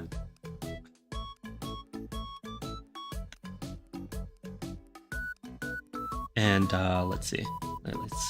Let's do this. Let's do this. Let's get rid of this. Yeah, that might be a little bit too sharp. So sometimes, you know, like you don't want it to be too sharp like this, because then it reveals like the digitalness of it. So you gotta blend it a little bit more and stuff like that. So it's the contrast between like the hard border and the soft borders that you have to control with it. And don't be afraid to have just a solid color there. You know? I think that's that helps me. You know, it doesn't help everybody though. Like everybody approaches it in a different way, but that's how I kind of look to approach it. Now what? Oh geez. Oh jeez. Is it already like? Okay, so I only have like a little bit of time right now, so I'm hoping that I can finish a large portion of this. I think I am actually going to be able to do that, but we shall see, because I'm already on the body for the most part over here. So lock in. It's time to lock in. I'm looking at my stuff and maybe the shadows have a hard edge, but my lighting is too soft. Yeah. You know, sometimes it's all about that. Like it's just controlling, like you said, the edge control. Is that what it's called? I don't know the terminology for a lot of things because I'm very self-taught. But you know, like don't ever be afraid of you know, trying when it comes to with the shadows and the lighting and stuff like that. And then just controlling like the temperature of the color. So if you have like a warm shadow, then go with a cool light, right? If you have like a cool light, then go with a warm shadow. So like you just look at your colors, right? Like, you know, you pick like a dark blue or purplish blue, or you know, a green or something like that, right? Like a cooler tone for those, for the shadows, and then you pick like red, yellow, or magenta, you know, like those colors. You reserve those for lighting and stuff like that. So like, you know, do the opposite with the lighting. That's why when you look at a lot of movies that do the what did they call it, the freaking the orange and green, or the orange and blue, orange and green, I think it's orange and green, right? Like they do the color grading where they pick a lot of orange, like they have a heavy orange and green and stuff like that. It kind of has that effect of to it, because they're complementary, and it looks cinematically really good, but everybody abuses the hell out of that now.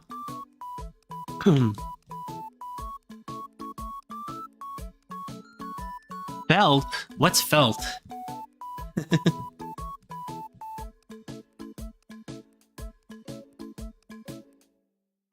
What the hell did I do for the... Oh, I'm looking at the wrong version of the... Oh yes, I know what you're talking about. Yeah. like it's kind of crazy how that Hollywood just like, they locked in on that what did they call it? It's not orange and green, it's orange and teal. That's what it is. The orange and teal color grading that every freaking movie has now.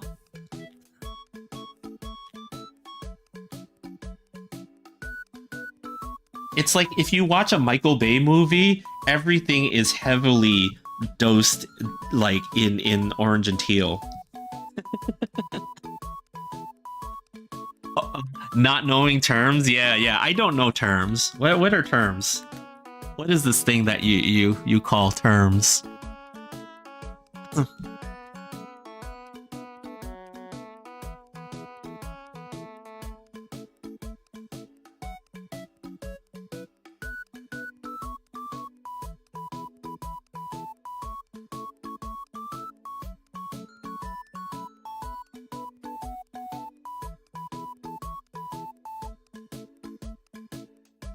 People are doing it on their TikToks now. Oh, for real? I didn't know people color graded their TikToks. Oh, okay. You know what? It should have been obvious that people do that. They color grade YouTube videos, of course. Like, you know, like of course that, you know, I feel like a lot of the videos and stuff like that have lately been getting more and more production stuff. But then, like, people don't really understand why people did certain things in production. They just know that it looks good. So, like, I imagine there's a lot of people who download LUTs, right? Like, so the LUTs are the color grading files that like Premiere and After Effects use and stuff like that. I bet, like, people just download them and they're told, oh, it looks cinematic, but then they just kind of don't understand why. So they just download it and they apply it to their videos and stuff like that. And then it's like, it works, right? Like, you know.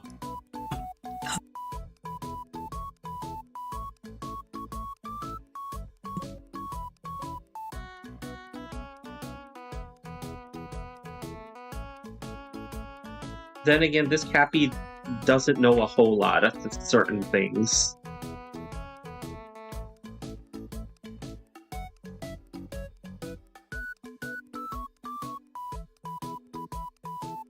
Like, I'm always late to the party when it comes to certain trends.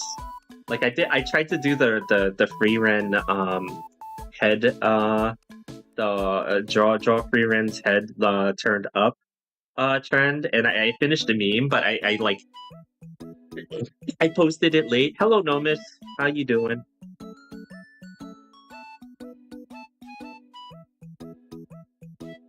So I'm always late on trends.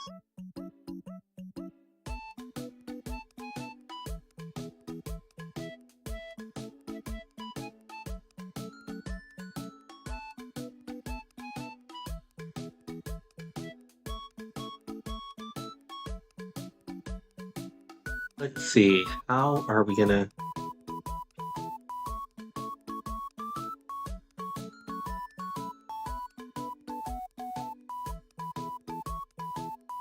I see. I see. Okay.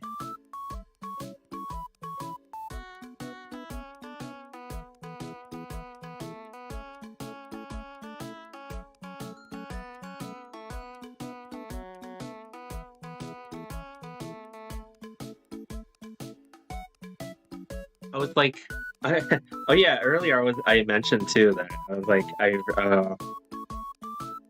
was recently watching a like Gundam again, stuff like that, and like I was kind of super hyped about watching the new show, and I'm like highly disappointed right now. I can't really judge it yet because I haven't seen the whole thing, but at least from what I've seen so far of the new series.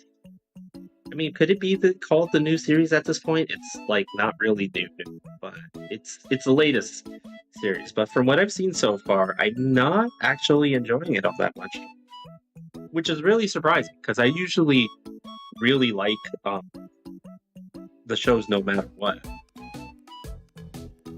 Uh, I do feel like as an anniversary show, it does meet some of the criteria of like, oh, nostalgia, cool, right? But there's like stuff about the show that I'm just kind of like, nah, I'm not really like um I'm not really into that sort of thing.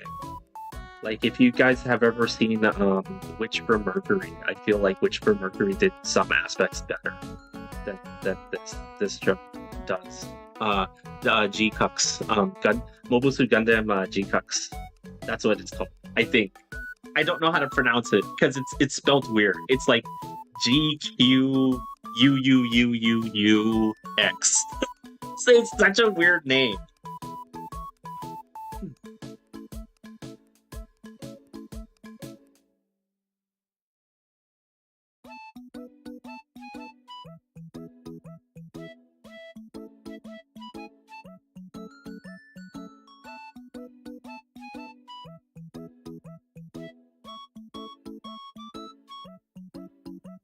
I should probably just color these in instead of trying to draw them in, but I'm being stubborn.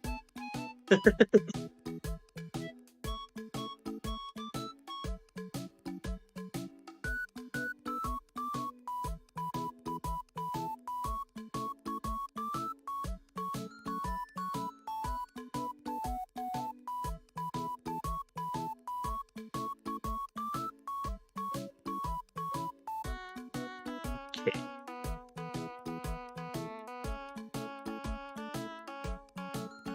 You know, I thought I would be more done with this at this point, but it looks like um, I hoped for too much. I wished for too much.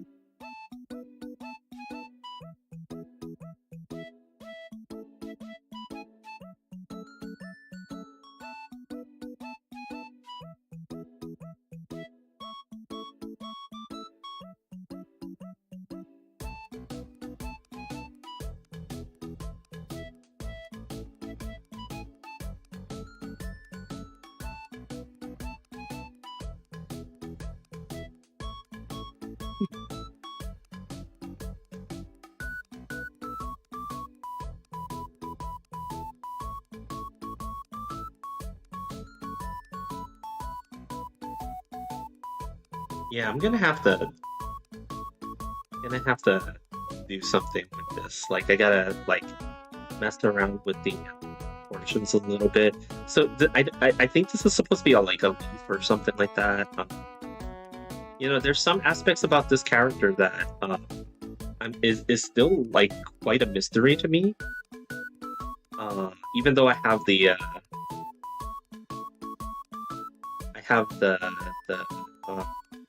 reference like in front of me, and I should be able to figure this all out. You know, like.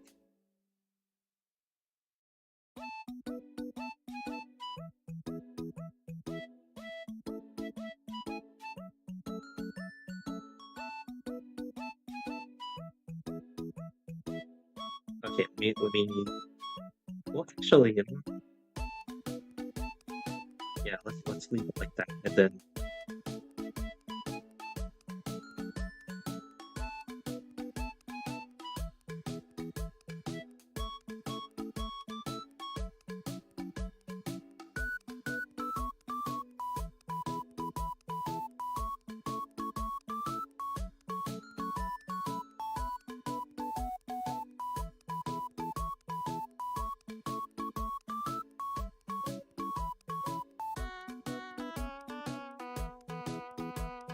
You know what? Let me not erase those lines because it's not supposed to be like an emblem that's over it. You are kind of cutting in and out. Oh, sorry. It might be because of the NVIDIA broadcast and stuff like that. So I have like the NVIDIA broadcast software like basically on like overdrive, right? Because sometimes my little pupper like barks and stuff like that. So I try to keep it on a lot so that, you know, when if he barks, that it will try to help with that. It only helps a little bit, I feel like, but yeah. It helps a little.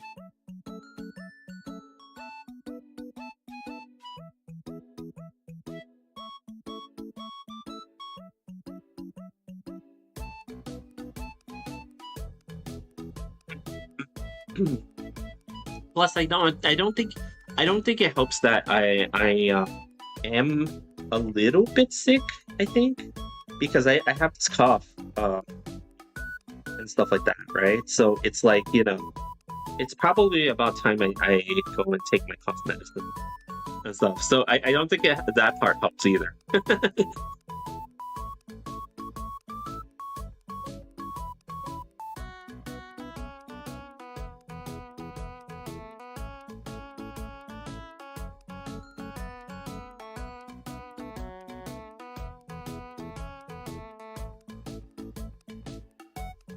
Okay, I thought I would be much more finished with this, but actually, well, let me just at least do this much. I will at least get the silhouette here done, right? Because she has a very long she has sort of like a long skirt bottom here,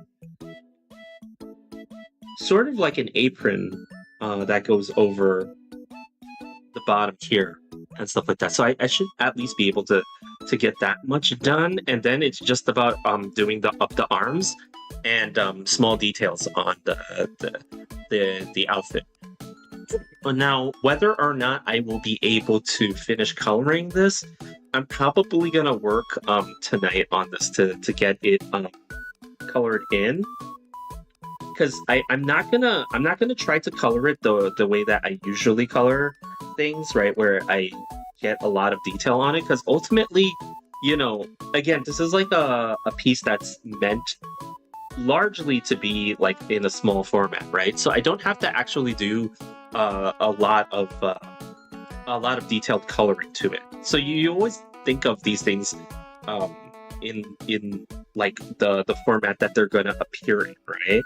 And if ultimately this thing is gonna be like very small, then it's not really necessary for it to be the most detailed thing there, but we shall see what happens, you know, like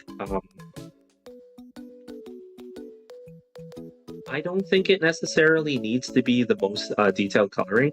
I might do like three levels, right? So like the mid tones, the midtones, the shadow, and then like one more deeper shadow, and then just like very lightly,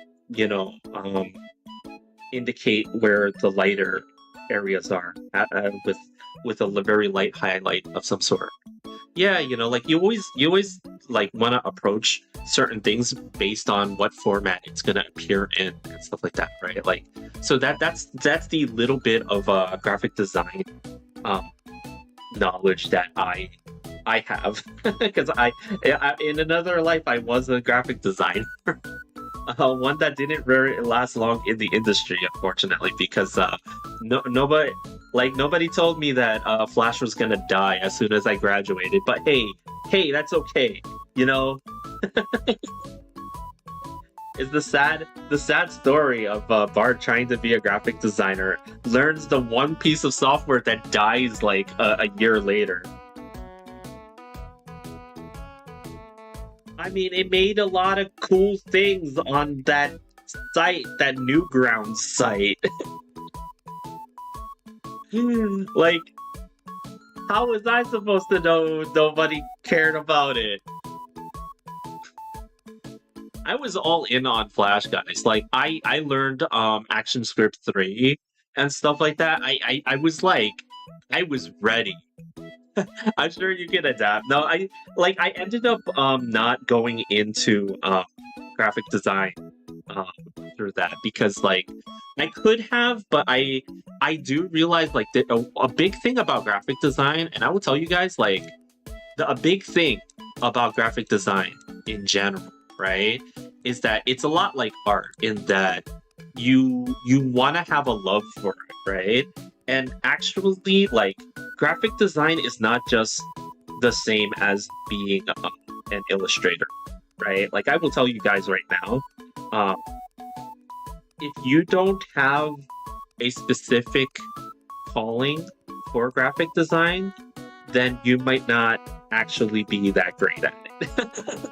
Like, like, if you don't love it the way that you love illustration, like for me, I didn't. That's the thing. I only got into graphic design because I had this foolish thought in my brain that, well, like, being from a Cappy family, right? Like most capybara families, right, want you to be like a doctor or an engineer or something like that, right?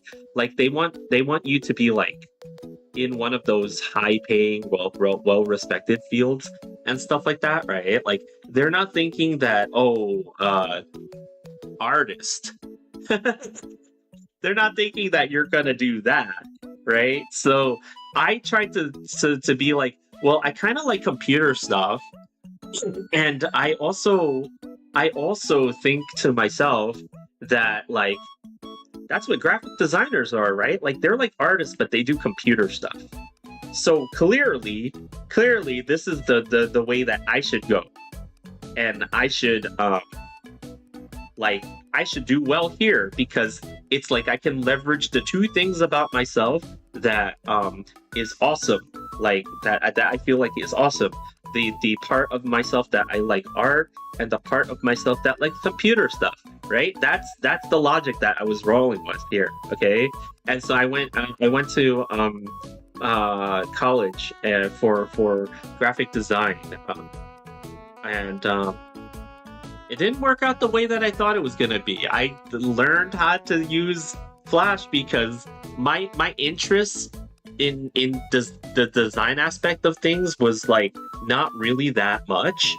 And then on top of that, I saw what people were doing with Flash, and I was thinking to myself, oh, I want to do that. I want to do that. Like, like that's gonna be cool because I can learn to do this the type of stuff. Like the first assignment that I got in my one of my Flash courses, I remember they told me to do like a tutorial on how to load MP3s into a music player to create a music player for a website, right? And my first instinct after reading that and then messing with it and realizing, oh, so that's how you script buttons. The buttons can be drawn and stuff like that. You could do this and that with the buttons and stuff like that, and that's how you get an MP3 player. My first instinct was like, That's how you do role-playing game menus. You can make a role-playing game. Like you can actually. At my first homework assignment, I recreated like a JRPG fighting system. I drew little characters and everything for it, and the music that was playing was still qualified as part of that assignment because it was still playing some sort of music in it with a button on the side. I was like, oh yeah, this turns the battle music on and off. That was my first assignment in that course, and I thought I was like, I found the thing that I want to do. Oh shoot! Flash is done. That's cool too. Did you grade well? Yeah, I did. I graded incredibly well in that course. It was one of the things that was like, oh wow, Bard, you really, you're probably gonna be really into this career that never took off, because by the time I got out of my program, number one, I had to kind of start over because I heard that Flash was slowly going away at that point, right? And then people started messing around with jQuery and JavaScript and stuff like that. So then I took courses to learn jQuery and JavaScript and things like that, right? And that was like really different because it's not as visually integrated. Like if you guys have ever used jQuery and stuff like that before, right? Like you'll know that it's mainly you scripting little things happening on websites and stuff like that. And even with JavaScript and jQuery, it's still used with a lot of websites, but it's not really like a thing that you can create, it's hard for me to explain. It's like it's not really like like a whole thing that you can do like the same things that you can with Flash at the time and stuff like that, right? Like I know like Flash is long dead and stuff like that, or it's never going to come back and stuff like that, but there were things that I learned in those courses that I still remember and stuff like that, and is still useful now to me. But at the same time, it's like, yeah, I picked the wrong thing to major in. But yeah, I did good grade. I did get good grades in it for what that's worth. And now I have a career. I have a career like afterwards. It took me a while to get back into to get like a job, right? Like after that, right? Because I was doing some freelance, but I was kind of like failing at the freelance thing, and then I applied to a couple of companies, and I was actually unemployed for a whole summer before I got into my current job and stuff like that. And I've been at that job ever since, and it has nothing to do with design or anything. This current job that I'm in is like in the tech field and stuff like that, and it has nothing to do with anything creative whatsoever, which is the sad part about my story, unfortunately.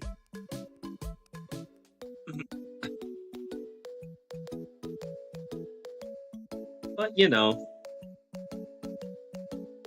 can't win them all. Like there was a little time when I did work in publishing for like a very brief, like for a sneeze, right? Like I worked in actually in anime for a little while. There was a company. I won't outright say what company, but they had an arm that specialized in the spice. Let's just say, and they were one of the earliest companies that brought anime over and stuff like that. And I did a little bit of work for them in terms of helping them to do like DVD covers and marketing material and things like that. So I got the chance to work for an anime publisher. Not from Japan though. This is a purely Western thing, right? Like they brought anime over and then did translations and stuff like that. And and dubbing and things like that. So I did get to work with one company for a little bit, but they let us all go when things weren't going so well for them. Um, but the company no longer exists at this point. In fact, ironically enough, there is a company that exists that was kind of like their rival company that still exists. I believe, you know, um, and it's kind of hilarious, but you know, um, yeah, it was an interesting time when I got to do that for a little bit at least, you know. So I got to see what it was like, and yeah, it was kind of interesting. It was kind of interesting. The personalities that were there were also really fun, and the people that worked there, you know, like I wish it could have lasted longer, but you know, that's what happens. You know, that's kind of what happens sometimes when it comes to corpo stuff.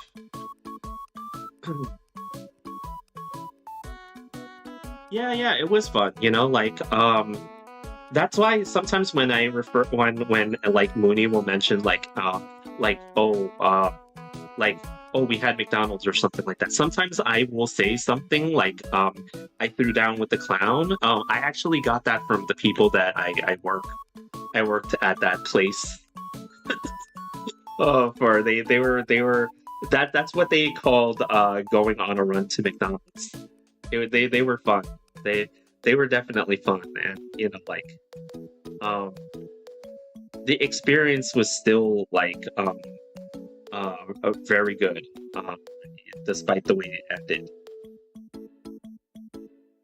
Because ultimately, you know, like when you're doing like um, editing and stuff like that, right? Like in terms of uh, what do they call it?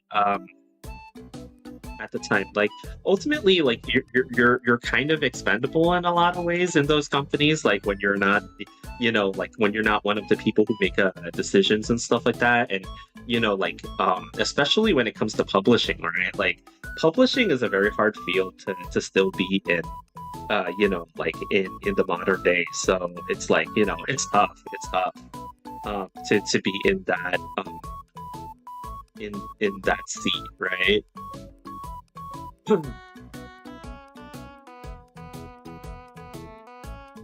Let's see. Did I get this right? Oh, I noticed that I'm missing. So most of it covers that, but I'm missing the line that makes up the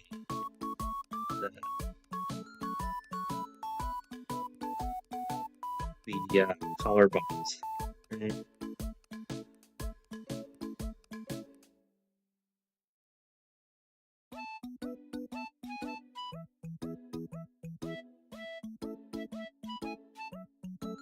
But yeah, like one of my hilariously enough, speaking of spice things, one of my fond memories of those days when I was doing that kind of work was I actually had to draw in Photoshop um, underwear.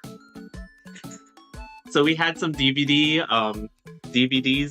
where a certain label of spice anime we had to edit some of those covers because they were a little bit too revealing. So I had to draw some underwear over certain screens that were on the back of said DVDs and stuff.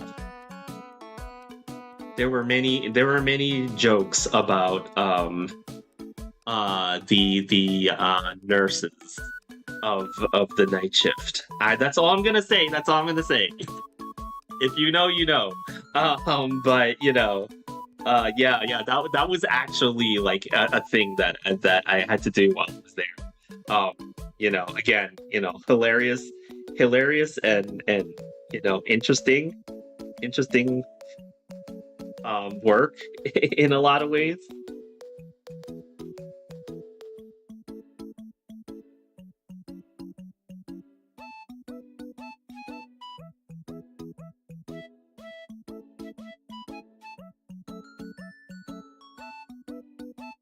Yeah, I sometimes like I know that not everybody has such a hard line when it comes to the neck muscle there, right? But I do like it when I do like to indicate it on one side when the neck is turning, even on female characters, because I know usually people don't like to draw it, but it does exist. It does exist. It's not a completely male character thing, you know, like. And sometimes I like to indicate it there, so you know. You're really showing your age. I know, I really am. I think everybody here already kind of knows that, you know, like even if I don't show my age, they know like a boomer cappy over here.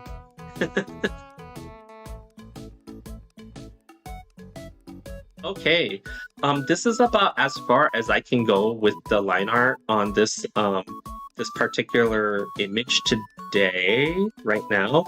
Though at the same time, so I have to end stream now because I have some stuff that I need to do, including walking the dog and some chores and stuff like that. And then when I get back, I'm gonna have to continue working on this because I need to get this onto a business card like tonight. So unfortunately, with this particular image, you guys aren't gonna see the way I color this one. Unfortunately, so like the next time I'll be back on stream is like next Tuesday. So the next time I see you guys, this should already be like done. But I'll be working on another piece of artwork. I know it's like the week before the Carrier Con, so that image won't make it to the artist alley. But you know, like I was trying to draw Inanis, the Hololive VTuber, Ninomai Inanis, right? I was trying to draw her in the Monster Hunter outfit that she debuted not too long ago. It's one of my favorite looks for her, so I was thinking about doing this one for a while. So that's probably what I will try to work on. But I do wish that I had started that one sooner so that I could get it in for the artist alley. But you know, like unfortunately, that's not gonna happen. Now, if you guys are wondering what this Capybara Girl's design in full actually looks like, I think I can actually show you guys, right? There you go. Yeah, this is the Capybara Girl design that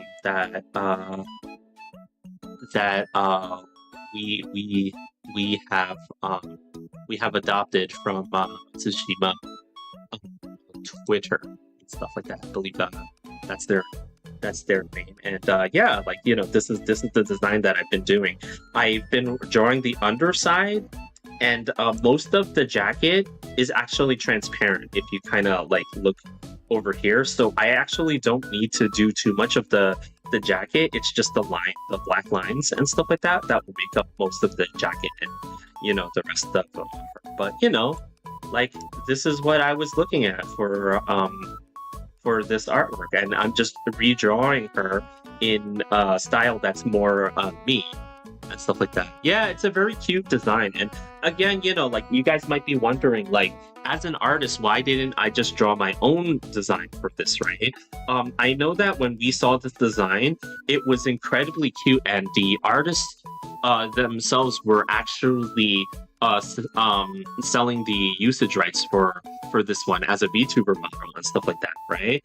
And you know, like for me and Mooney, a lot of times we like to support other artists when there's stuff that you know that we like, right? So you know, like we decided, you know what, it does align with our brand to have a capybara mascot, so let's purchase the usage for this one, you know, for the time being.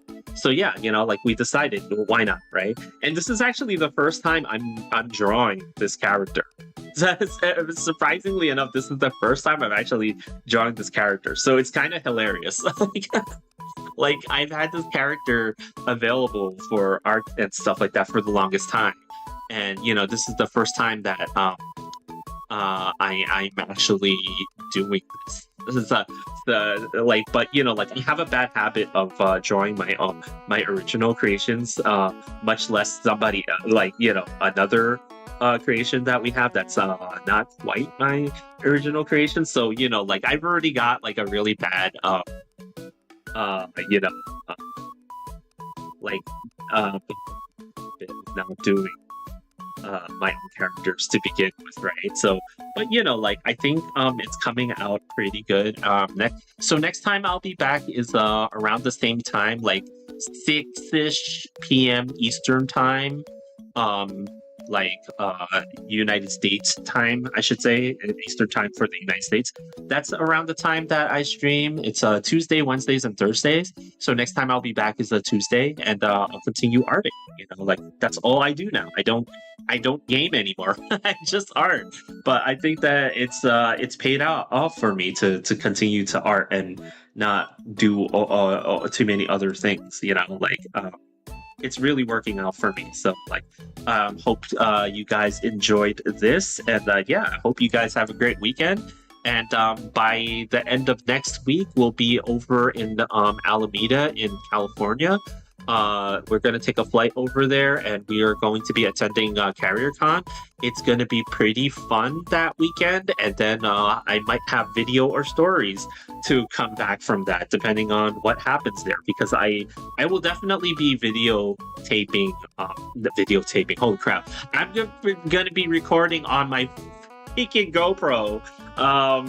You know, like all the stuff. Maybe I'll have a chance to walk around before the show starts after I finish my setup, and yeah, you know, just to see who else is there and what other art is happening over there. You know, it was nice time. Yeah, it was nice talking to you guys. You know, like I always enjoy chatting while I'm doing the art thing. You know, like some people may say that I talk way too much.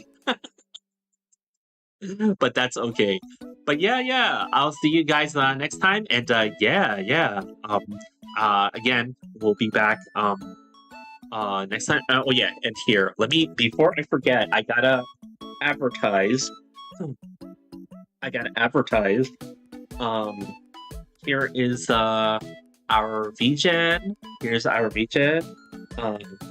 I think if I remember my command still. If I remember my command still, there's my socials, and here's our Discord if you guys want to join it. So there you go. Anyway, I will see you guys again on Tuesday, and yeah, have a great weekend. All right, bye everybody.